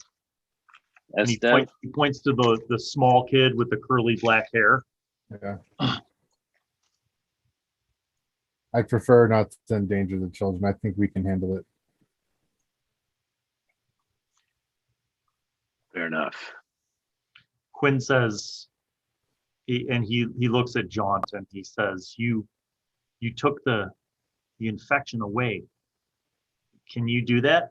Like, can you keep doing it? I believe so. My faith is strengthened in my God Fharlanghn and his ability to separate us from our afflictions. And it worked with Monique. It worked with Vörös. No reason to believe it wouldn't keep working. Gotta have faith. I'm gonna take one of my little mobile geocaching Pilgrim kits and with the holy symbol and tap it up on the wall and have it's got a little rations and trinkets and stuff in there and then at my first opportunity start proselytizing about Fharlanghn to these kids, trying to instill a little faith in them. As you do, the smaller kid, Estev, he goes over to you, Rolfish, and he says, if you're going to go to the docks, can you see in the dark? My eyesight is keen in the dark. He says, well, I don't know about the rest of them. And he says, I'm sure the elf lady can see in the dark too, right? But yes, you don't want to have torches. You don't want anything that will let them see you. Once they see you, they're going to come after you. Thank you. He says, you got to be really quiet and really sneaky. I think my friend Moriana can help with that. He says, well, my only other tip is they don't climb real well. So if you have to run away from them, try to go up onto the roofs or something, somewhere where they can't climb. When they're really worked up and full of rage, they can't really climb ladders or anything really well. So if you can climb and you have to get away from them, get on the roofs. Thank you, my friend. That will surely save our lives. And I give him like a pat on the shoulder. He nods. And as you guys kind of finish the rest of your short rest, a couple hours go by. Jaunt has kind of told everybody of the blessings of Fharlanghn. Halon and Monique agree to stay here and look after the kids and just help. You get the sense that the kids might be looking after Halon and Monique, but you definitely feel as if you guys have earned their trust, and you feel as if the orphans, are cautiously optimistic and hopeful that you will be able to kind of take them to somewhere safe. And as you guys have kind of spent your time, investing in this, you're considering when you'd want to go down to the docks. I'm going to say that it is, about by this time, maybe like 5 p.m. So there's still light, but it's starting to get towards dusk. Right. What do you want to do and how do you want to do it?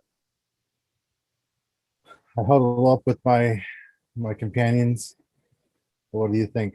Moriana, I think you have, if I recall, I think you have the edge in keeping us a lot pretty quiet, and I have my own means if need be.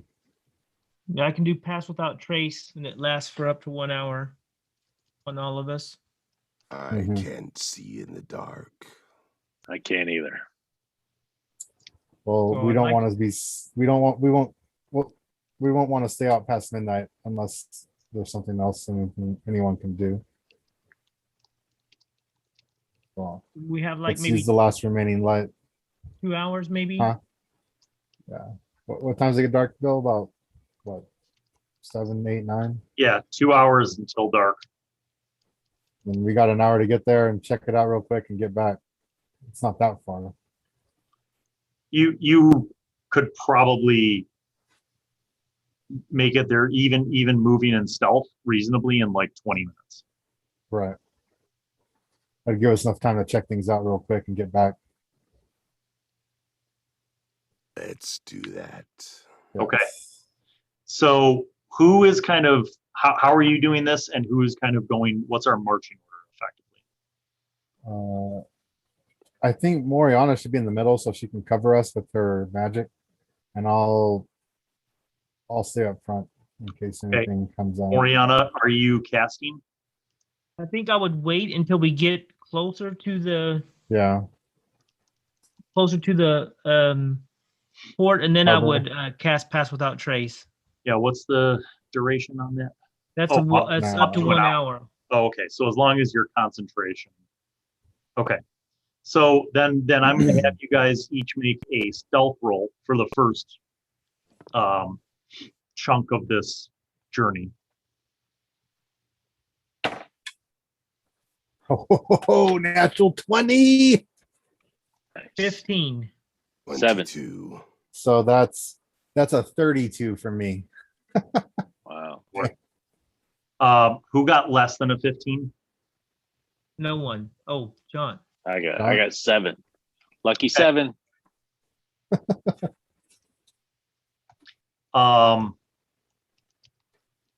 Jaunt, you guys are moving along, and you hear a sound coming from an alley, like a kind of a very narrow, like 5-foot alley or even just gap between two buildings. And there's a lot of like garbage and refuse in that area, and you hear like a lot of skittering and scattering through that in that area, and it's about 60 feet away. Well, that doesn't sound good. Yeah, the rest of you guys hear this. Yeah. Give them this, just be quiet. Do you stop? Do you keep moving? I would just keep moving, honestly. I would try to keep moving quietly. Yes. Away from that. All right. But I'll like sort of turn around and watch that area as we go, seeing if anything changes or pops out or anything. Yeah, so here's what happens. You see like all the refuse moving as if there's something moving underneath it. Mm-hmm. And then you see a few rats pop out from the alley, and they kind of look. They look all diseased. Yes. Then you see more rats pour out. And when I say more, I mean hundreds of rats start pouring out of this alley and start scurrying on the ground towards you guys. I cast Tidal Wave. No.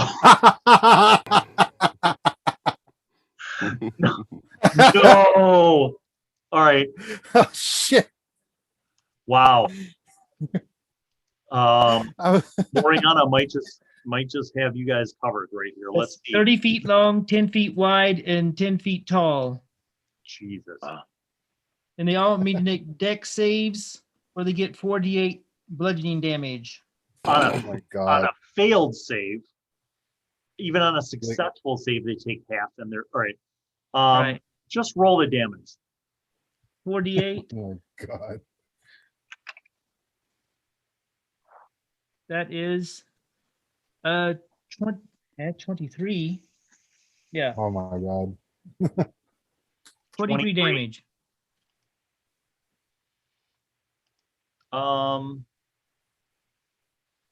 Yeah. There goes the house too, or whatever. So you guys see this happen, and this is unbelievable, right? Like, not only does the entire horde of rats get caught up in this tidal wave that just blows through the street, but like all of the garbage, it's like a massive cleansing wave, and it just all blows downhill, like away from you guys, but also downhill. Yeah. There's nothing left. Literally, it just all got just washed away. And then I'd like to cast Pass Without Trace on us as well. Okay. Probably a good thing. Yeah. So you guys are now under the umbrella of Pass Without Trace. So I didn't actually roll a 32 then. It was only a 22. I thought we added it up then. Oh, well, either way, that was fine. Yeah. So all of you have a +10 to your stealth, and that is huge. Yeah. And if you're moving, you kind of strategically move in and out of kind of niches and doorways and through buildings and stuff. You guys get down to the docks area of Melvon, which is double the size of Fharlanghn. You guys see that there are a few buildings that are completely destroyed, like where it looks like there was a fire and then maybe it just collapsed in and of itself and just toppled. But quite a few of the warehouses and the other buildings along the docks are still intact. You notice though that none of the buildings, like the doors, are all like just flung open. Like all the doors are flung open. In some cases there's like things strewn about. You see again the same thing, like bodies, some of which look like they were torn apart by animals, some of which look like they were put down with arrows, some of which look like they were burned. You see a closer to the docks, in like the gravelly, rocky area before they get to the wood docks, you see a pile of carcasses that look like they were burned. There are no ships in the harbor or on the docks, not even like a rowboat. You see flotsam and jetsam all along the docks, like just floating in the water right up by the harbor walls of like ruins of ships and boards, sails, but just nothing. Are there like intact warehouses, you said? But they're just like... Yes. But none that look like they were fortified, barricaded, or closed up. Like everything just looks like it's been completely abandoned and left open. Man, there's got to be something. If you want, you can kind of search. I'll have you guys make another stealth check with the +10 bonus, and then I'll kind of reveal to you based on how much time you search and how carefully that goes. That'd be good. You said +10? Yeah, +10 to your roll. Yeah. 27. 31. That didn't 19. go good that time. Say 15. All right. Well, you guys move surprisingly quietly. And in the first half an hour, you find a half a dozen warehouses, most of which look like they had been broken into and like looted. A lot of like smashed crates, a lot of just random things like left out on the floor, some of which had like food that just rotted. But also a lot of stuff in these warehouses that look completely fine. Like hundreds of gold worth of just tools and supplies sitting in these warehouses. I mean, it's like uncountable. Like if you tried to bring back this stuff to that little house, you would have it full in like 3 trips. Yeah. I mean, there are entire cargo holds full of things that were stored in these warehouses that were just abandoned. How much time are we spending? I'm asking my. I'm going to say that roll covered your first 30 minutes. Okay, so Okay. Getting down to that area and then exploring for the first half an hour. You guys, are well. It's you still have some sunlight, but it's dusk.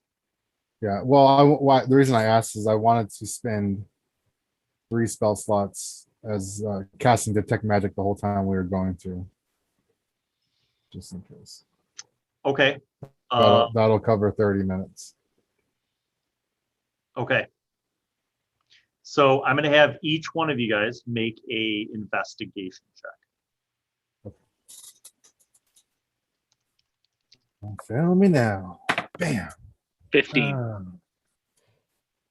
Also 15. 11. 8.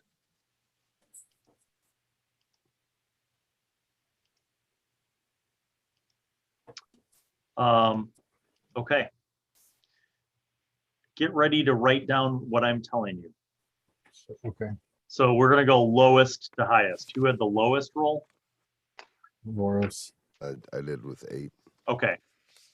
You find 700 silver pieces. Wow. Damn. Who had the next roll up from that? Rolfish had a Me. 11, I think. Yeah, I have 11. You find wait a minute. So you find 1,200 silver pieces, but you also find hold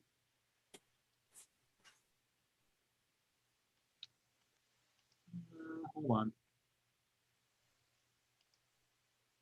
There we go. Holding.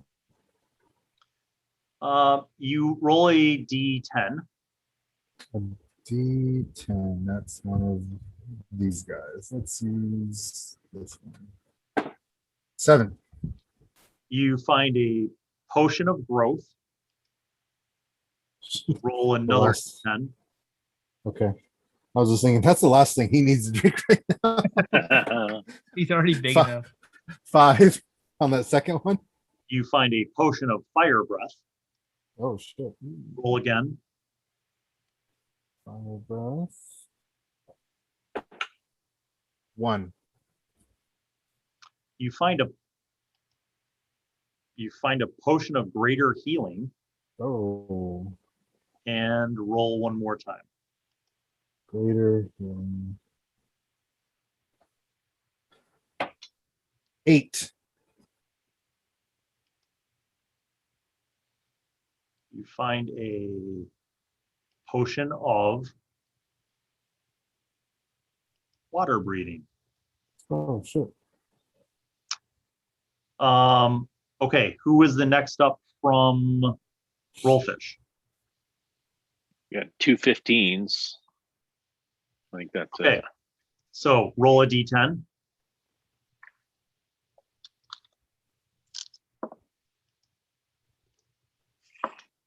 $41. Oh, no, just one d10, not percentile. Oh, 4. You find a potion of healing, and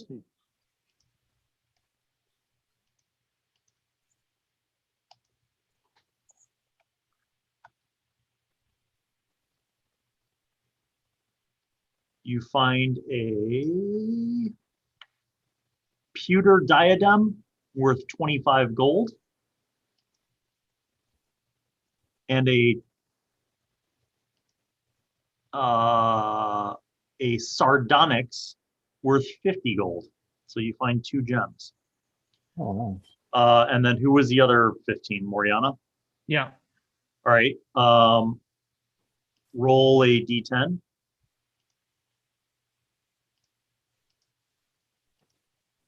Seven. You find a potion of healing. And then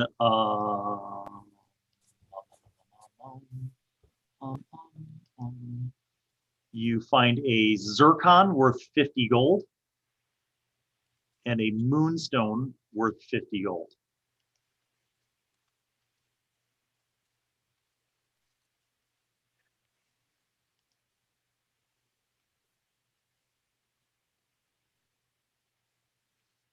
Okay. Hold on.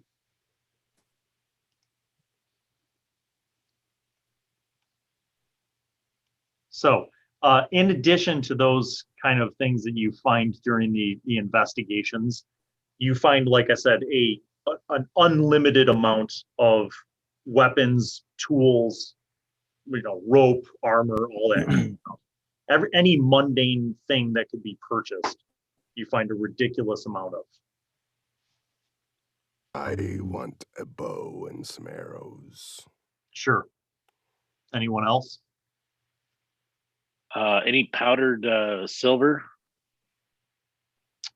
Roll percentile. 78. Yes. You find 7 ounces of powdered silver. What's the GP value of that? Is that possible to know? 70. Okay. I don't know if that's Just for spell component stuff. Would I find a healer's kit here or not in this area? Yep. I would like to find one of those.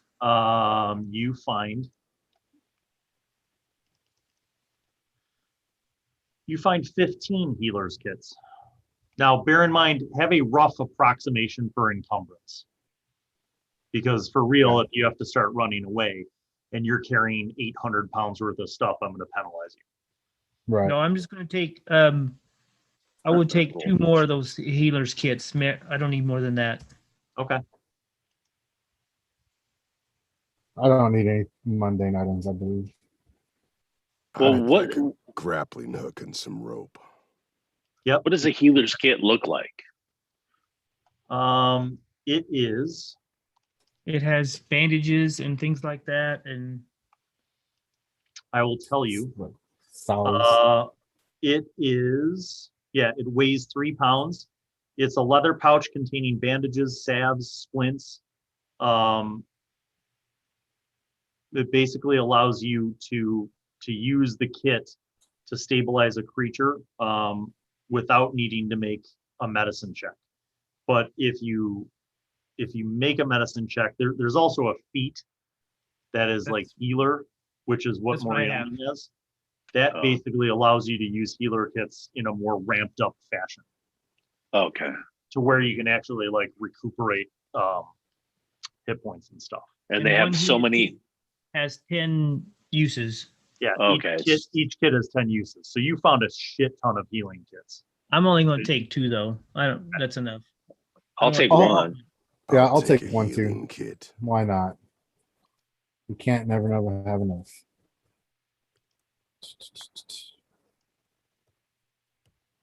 I have 26 uses still. So Nice. What's In addition, there is a stupid amount of barrels of ale and wine bottles.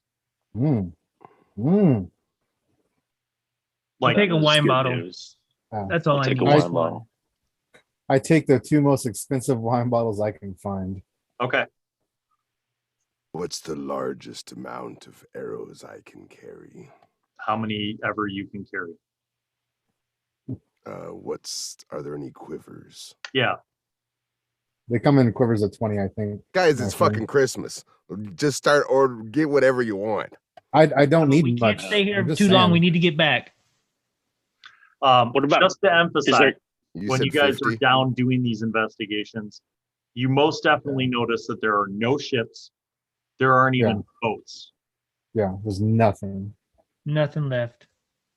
No water lots of transportation flotsam? whatsoever. Did it look like the?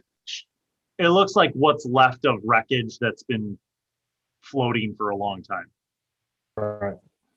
There's not even is- shit. There's not even crap here to make a boat. You I could imagine. definitely see the long dock where, like when the kids were telling you how there was a ship that burned, you could definitely see where that was because that section of dock also burned and it's like Mhm. half collapsed structurally and it's just kind of like floating up and down with the tide. The other docks seem to be intact, but there are no boats. Did we come across any candy, like rock candy or any kind Sure. of candy? Yeah, I'll say Oh. there are some preserves you guys have come. I mean, there's food that hasn't. A lot of the stuff went rotten, but there's some stuff that's still good. I'm gonna get a bunch of candy for the kids. Okay. There's crazy amounts of just raw supplies too, like raw iron. There's, wood like lumber, construction supplies basically, stone like brickwork, stones, all that stuff. We can make a boat. Yeah, but not today. We need to get back before dark. Yeah. Okay. So All right. it's 6 p.m. You estimate that the sun goes down at 7. What do you guys do? Start sneaking back. Yeah, we still probably have head back. a half an hour with You the still have a passing- half an hour. I need you to make your stealth checks with the plus 10. —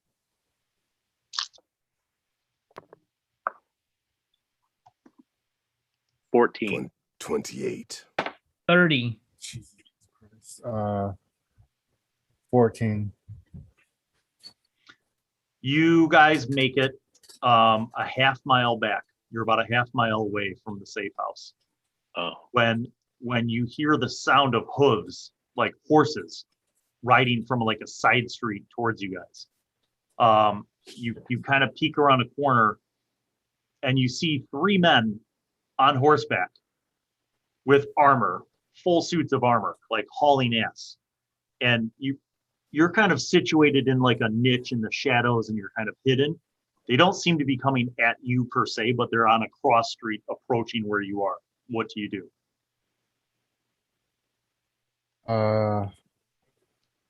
Whoops. I would like to stay hidden until they Yeah, pass by. let's stay hidden. Stay Okay. hidden. Okay. You don't move. You stay hidden. You notice that they kind of get to the intersection where you are. The 3 men, like one kind of like looks forward, the other 2 look in both directions that way, and then they turn left and actually head north in the direction where you guys are going. But they go at like a full gallop, and they're jumping around and riding around like all the debris and the bodies and stuff. can I try and read the surface thoughts of a guy before he goes by? Yes. Try and snag his thoughts. Oh, Well Well played. played. Back to Jaunt. You're gonna damn. I forgot about that. you're gonna get an inspiration. Woo!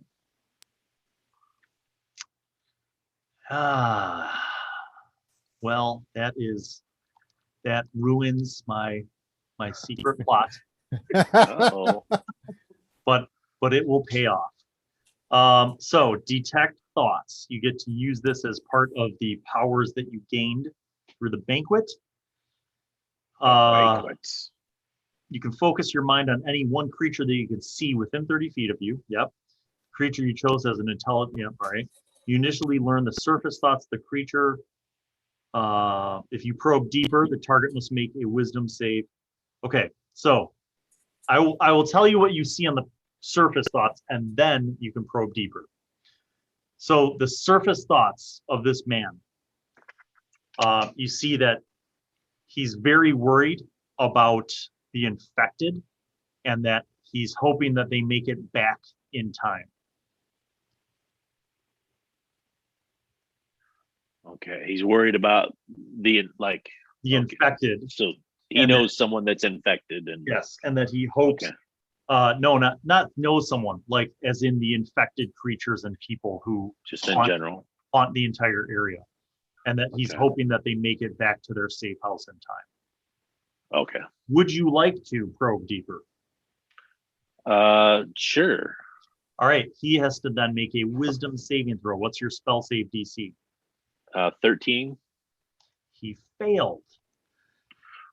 So if you probe deeper, you gain insight into the reasoning, emotional state, and something that looms large in its mind.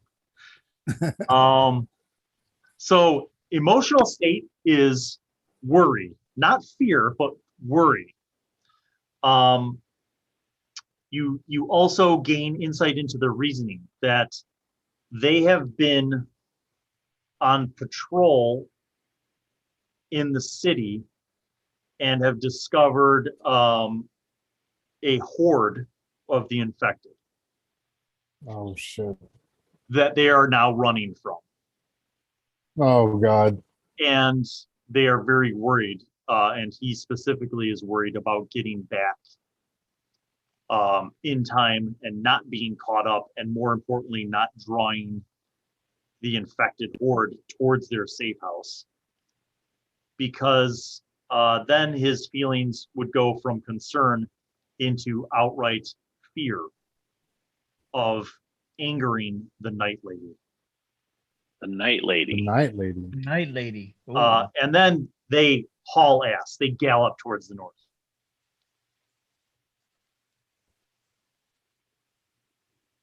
All right. Well, I don't think I'll telepathically do that, but I'll quickly whisper to everybody the gist of what I just gleaned from that guy's head. Okay. Okay. And then I'm going to say that takes like 3 rounds. All right. So you're at round 3. So what do you do now? You guys know that these 3 people on horseback who are galloping through the city. Yeah. Not exactly quietly. And just turn north to go up the road. We're being chased by a horde of the infected. And that's the same way we're going, right? I think we need to haul. Yeah. They're bringing the horde with them. We need to get those kids and our 2 companions, Monique and Halem. Get the hell out. Well, yeah. Let's just run. Moriana, you have exceptional passive perception. In the distance, you hear the screams and yells and feral growls of many, many, many people and or creatures. And I pass it on to my friends and say, let's get back to that safe house. Yeah. Are we still sneaking or are we running? We're running. I think we should just run now. Okay. You guys run. Rolfish, you're a little bit behind everybody else. Yeah. That's fine. The rest of you guys get to the door of the safe house first. I just started getting the wagon out front because we're going to need to get these kids out. Getting it ready. The rest of you guys get to the door. Moriana and Jaunt and Vörös, you get to the door of the safe house. What do you do? You're muted, Heath. I would like to get in. Let's start to gather our young companions. The door is locked. What do you do?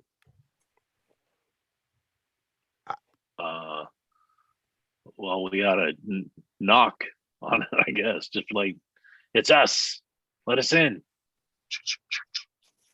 The door opens. You see Quinn there, and he's like, "What is it?" There's a big horde coming this way. He's like, "Where's Rolf?" He's outside loading the cart. So we either need to fortify Actually, or we need to get out of At here. this point, he's still about a block behind. He hasn't even gotten. Oh, okay. Yeah. Well, When you tell geez. Quinn about the horde, Quinn's like, the horde's coming? We'll never outrun them. Get in here. You'll never outrun the horde. All right, we'll run back to Rolf and just back him up while he's Like, hurry up, get in here. And you see Quinn. Don't worry about me. The other kids. He's like, everybody get into the fort. The horde's coming. You see all the kids scramble like mice into this big fort. And Quinn's like, get in the fort. And he's pointing at all of you guys. Rolfish, you're the last one to get to the door. What do you guys do? Quinn's like demanding that you get into the fort. I go inside. I look out. I stand by the door. Wait till Rolfish gets in. Okay, Rolfish, you get in. Quinn slams the door and he puts the deadbolt over it. go under the blanket. Okay. You guys go under the blanket into the blanket fort, and in the center it's about 10 by 10 square.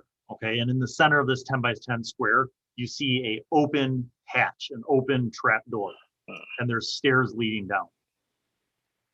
And Quinn's like, go, be quiet when you get down there. Go down there. All right, so all of you guys go down there. Rolfish, you have a little bit of a challenge getting through, but you squeeze through. Okay. And when you're through, Quinn pulls the hatch down, and you see he locks it, and then he crawls down. There's one candle burning, and you guys are in a cellar. And it's about 20 by 20, and you see every single wall is piled high with stuff. Like the kids have stockpiled stuff down here. You see rope, tools, boards, you see swords, arrows, bows, you see big casks of oil, you see buckets and buckets and buckets of water, and you see like stockades of food.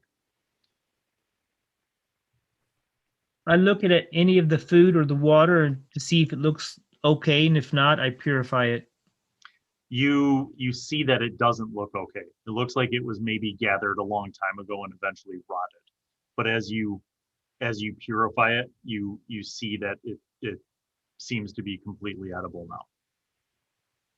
Okay. I'm gonna bust out the candy that I found and give it to Quinn to pass around. There you go, kids. That all the kids, like, they don't say a thing. They like nod at you, and they very carefully unwrap the wrappers. And you see Quinn doesn't even say anything. He just looks over at Estev, and Estev nods, and Estev goes over to one of the walls, and he kind of crawls up a wood shelf, and he gets his head up to like the subfloor, and he's listening. You guys are waiting down there for about 10 minutes. And then you begin to hear what sounds like a stampede. And it's like the sound literally is vibrating like the building that you're in, like dust kind of falls from the ceiling. It doesn't sound like they're coming into the building, but there sounds like they're definitely outside of it. And you hear animal noises, and you hear like people screaming and growling, kind of feral noises. And this goes on for a half an hour at least. And you hear things being broken, you hear slamming, as if like people are slamming up against the doors and the walls of the house and the windows. And the entire time the kids are just completely silent. Most of you guys feel a sense of fear at this sound, the sheer numbers, and you're shocked as you just see these kids kind of just like sitting in a circle around the candle, like quietly eating the candy that you gave them, as if this is something that they've dealt with before. And after about 30 minutes, the sounds kind of die down. And Quinn just looks up at you as he finishes a piece of candy and he says, they'll be back probably in a day or two. They're all starving. They're running out of food. They'll leave the city and then they'll come back. How do they get in and out? I don't know.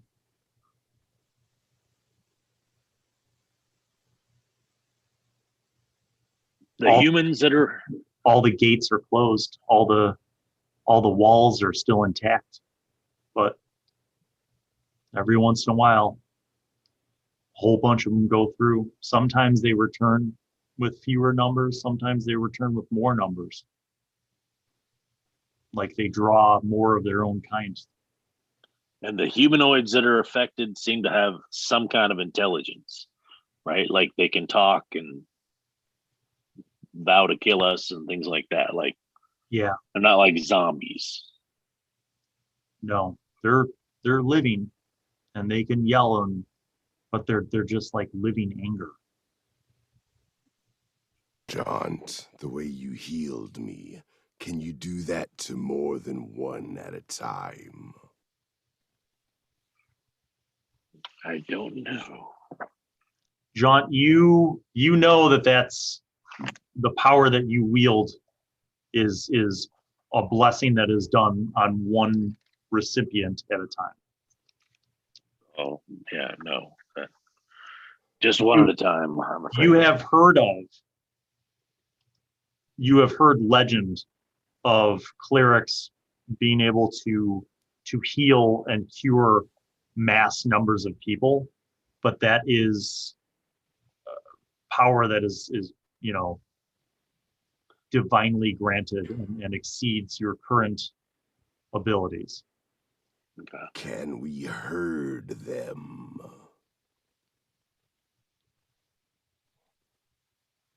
And heal one at a time and give this town back.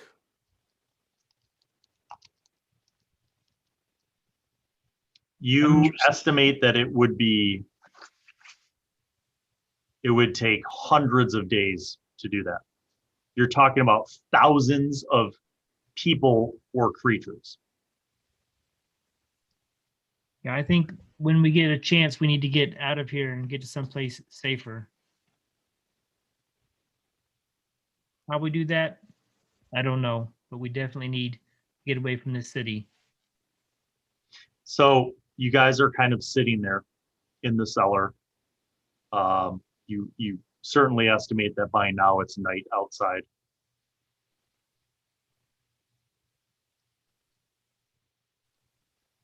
Quinn says it's probably best, in case there was any stragglers, that we just spend the night here.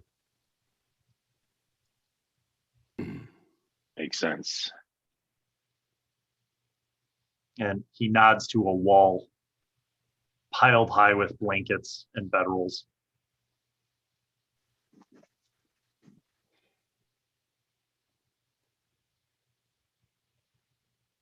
Yeah, I think we're ready for the rest. It's been a long day.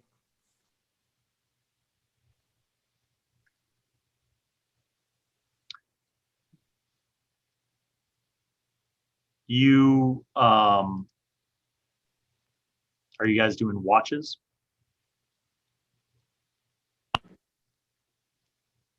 I think Rolfish, your mic's off. Right. I said I would suggest a watch to my companions. Okay. So the kids have their own watch. Okay. Are you guys, in addition to the kids, gonna stay up for a watch? I am. I don't know about the others. Okay. I am. Let's say first, second, and third. So who's on first watch? Who's on second? Who's on third? Third? Okay, first. I'll go second. All right, Vörös, make a perception check. I'm also going to make a perception check for one of the kids. 14. Ooh, who's that? You, while you were outside, or while you were on your watch and everybody's sleeping, you do occasionally hear some thumping outside, and like a feral scream, and then it'll like fade away. So it sounds like there are some of the infected still kind of like out and about, occasionally, wandering around, but nothing that seems to be like a breach of the building that you guys are in. Shift number 2. Perception. Yep. 21. Okay. You hear very similar, basically, like you hear, sounds of the occasional scream or like animal growling or howling.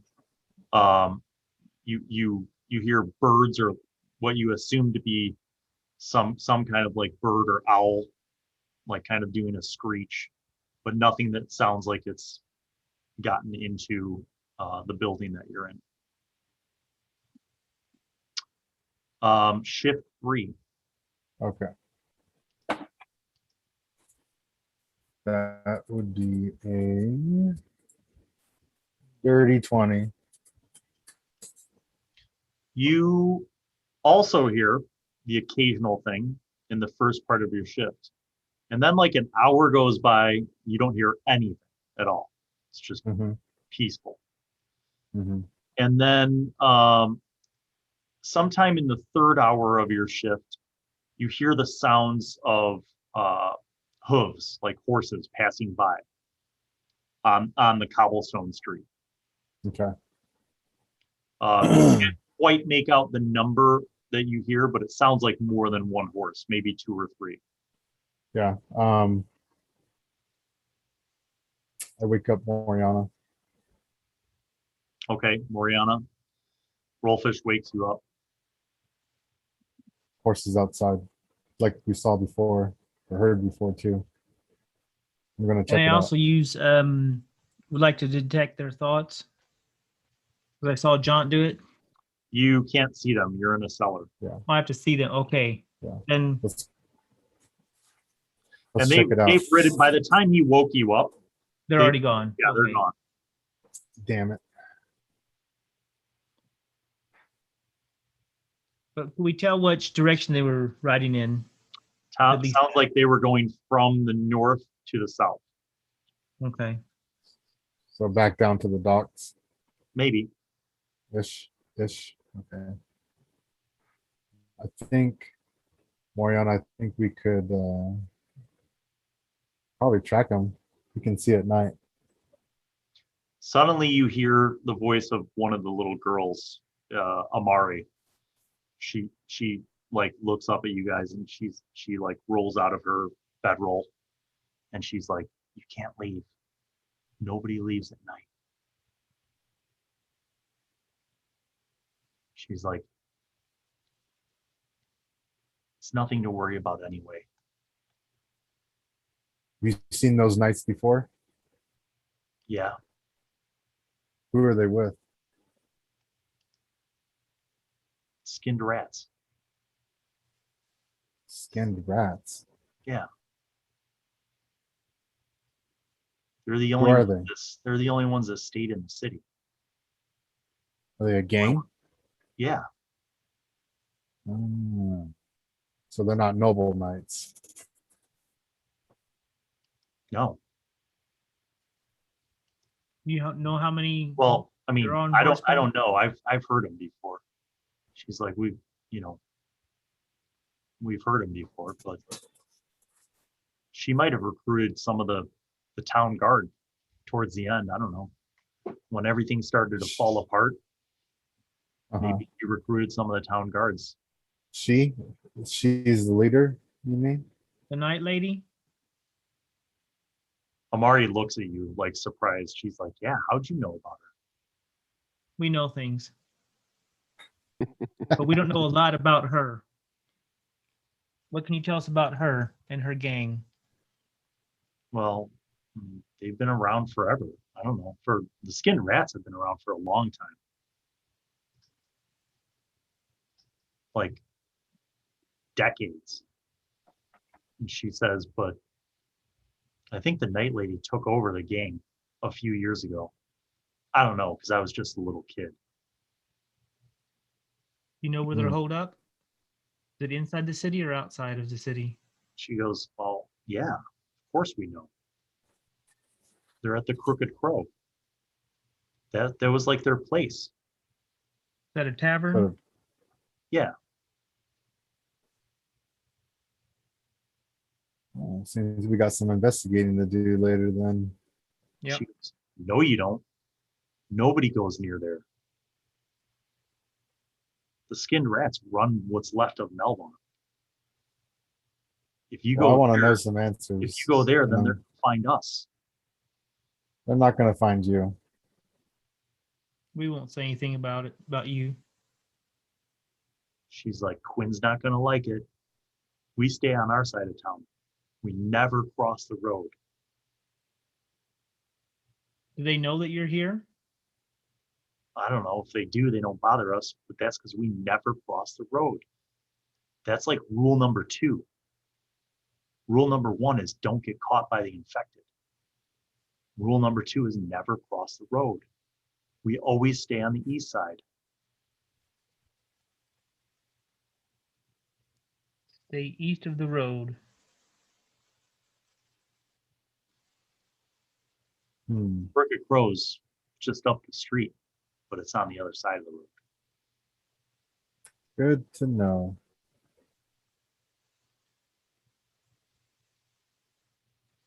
Maybe you should finish getting some sleep, Moriana. I'll finish this watch. I'll stay here. I'm not going to go anywhere right now. Okay. I lay back down. You see Amari is like suspicious of you, Rolfish. And she, Yeah. Just don't do anything dumb, okay? Give you my word, I will protect you all as best I can. And she nods. You see she kind of like goes back into her bedroll. I'll just resume my watch. For the rest of the night, it's uneventful. You don't hear any more noises. Because you're in a cellar that's, pitch black after the candles, gets down to the stub, they light another candle. When everybody wakes up, Quinn nods over at Estev, and Estev kind of just crawls up like a cat and like puts his ear up to the ceiling. And then he looks back down at Quinn and he nods. And Quinn gestures to the trap door, and Estev goes up really quietly. And you notice this little kid's like super agile and super stealthy. And he goes up to the trap door and he slides the lock out of the place, and he kind of pops the trap door open. And you hear like not even a creak as he like gently opens up the trap door. And you see he kind of like spider climbs on all fours out into the blanket fort. And about 3 minutes later, he comes back and he looks down and he says, "Looks clear, come on up." And you see the other kids just kind of pick up their stuff as if this is like a normal occurrence. And they roll their blankets and stuff up, and they put them back up in the pile, and they all kind of start going up. When you guys come out of the cellar, Quinn walks over to you and he says, "Amari told me that you guys know about the skinned rats and the Night Lady." Aye. He says, "Don't mess with them."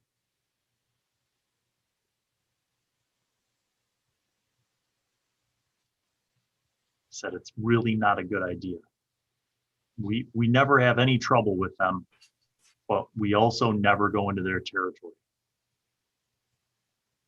They don't care that we're over here. is we never go scrounge or raid from anything on their side of town.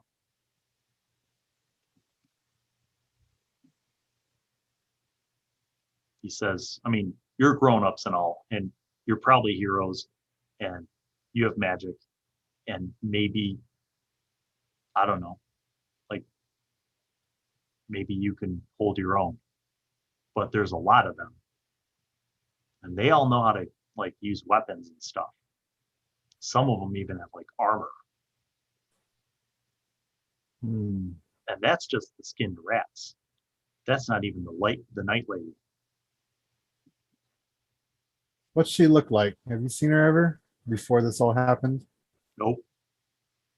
I mean, I've heard things. What have you heard? What she roll insight. Any of you Okay. guys that have it. That's not bad. 17. I got a 23. 10. 6. So Vörös, you're like, do tell. I will listen and believe everything. Yep. However, so he begins to tell you, he tells you basically a little bit of what Amari said, that like the skinned rats were a gang that has been in Melvaunt for decades, right? But they were always just kind of like a low-class gutter gang. And that a few years ago, this mysterious person who everybody calls the Night Lady came in and basically took over the gang. And once she took it over, their operations changed significantly. Like they started like collecting protection money from every caravan that came through Melvaunt by road, like anything. They taxed everyone basically. And she ran all sorts of rackets like in the city, like, you know, illegal gambling, and like they had a gladiator pit. And so far, by the way, all the stuff he's telling you, he genuinely believes. Like you don't sense any deception from him. Right. When you ask about what she looks like, he says, well, I don't know. I mean, I haven't seen her. I don't know that a lot of people even ever really see her, but his eyes dart over to Moriana and he says, I'm pretty sure that she's a drow. Her skin is like charcoal, and she has like white hair. Does she's got like do we kind of a like right hand man too, that like people say that he's pretty deadly. do we know much about Drow? His name is Rakul. Rakul's just like, you know, a normal human, but he's like tough. How much do we know about Drow? Just basically rumors. Okay. None of you have ever seen a Drow. I would say Moriana might know of like the guy at the banquet. Yeah. Well, you have, that's true. You have seen a Drow. You did. And then you saw him dead. Right. Unfortunately, we didn't get to learn anything from him. Yeah, didn't get much. True. So you like, I would say that Moriana might know of the fact that like in history there was a great struggle between the wood elves to the west of where you guys are, to the west of the Moonsea, and an infestation of the Drow that ultimately purged Moriana's people from the woods and from the ancient city of Mithran, and it was overrun by Drow.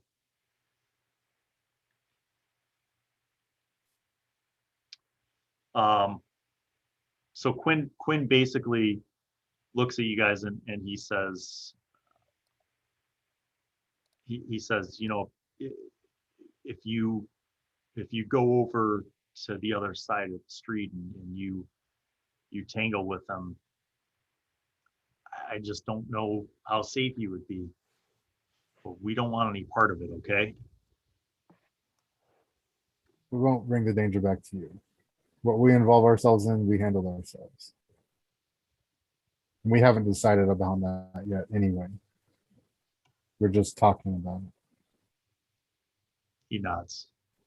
And he kind of, after you guys have this conversation, he he sort of asks you, you know, what you came across when you went down to the docks.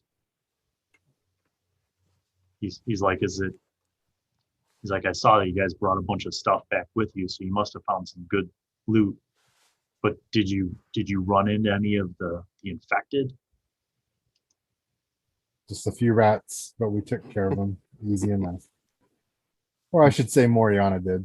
What about the old fish head king? Not a soul. I wonder if they're dead. Or Probably. maybe they've just lost it and they've just joined that horde. Either that, maybe they got. What was that? I missed it. Say there were no ships or boats intact down there. They're either dead, they left, or they joined the other gang. One of the others. He says, I don't think they would have joined. I mean, they were, even before all this happened, the fish heads and the skinned rats were like totally opposite.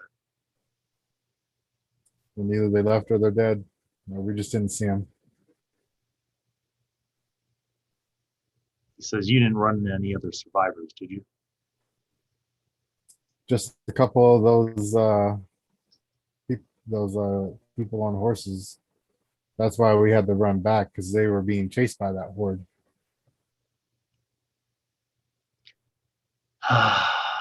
Well, yeah, it's probably what I figured. He looks to the other kids and he says, the lady who used to run the orphanage, Sister Jane, she was kind of like a mom to all of us.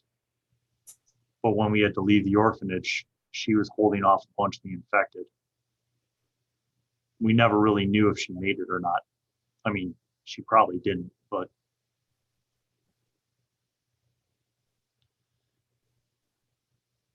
a kind woman should think her. So you guys in the morning, using your magical abilities, carefully warm up water and make more rice and flavor it. And again, like, the kids are excited. And they even go back down into the cellar after Moriana tells them about their rations being purified. And you see all of them kind of more cleaned up now and looking much more nourished from being able to eat food. You see that there's like a little bit of a more hopeful look in their eyes as they kind of look at you guys as you're with them. And as you consider what your next move will be, it seems like these kids have been inspired by you to some degree. And that is where we'll end this episode of the Moonsea Adventures. Make sure that you like and subscribe so you don't miss another episode of this fine ongoing campaign. And thank you, as always, to all of you for your support. Peace out. We'll see you on the next one.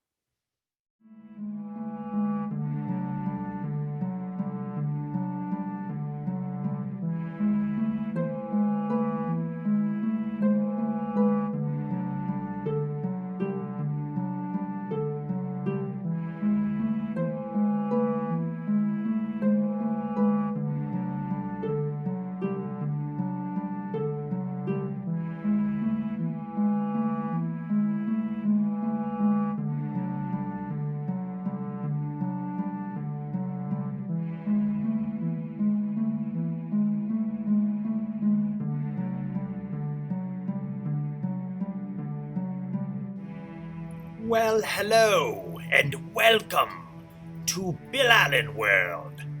I am Wizzy, the Wizard. I'm back once again to remind you to subscribe and click on the notifications button, and also watch videos that are over there. Tune in to the next episode of whatever show you are just watching, and watch other shows featuring Bill. He made me say that because he's a narcissist. Okay, bye.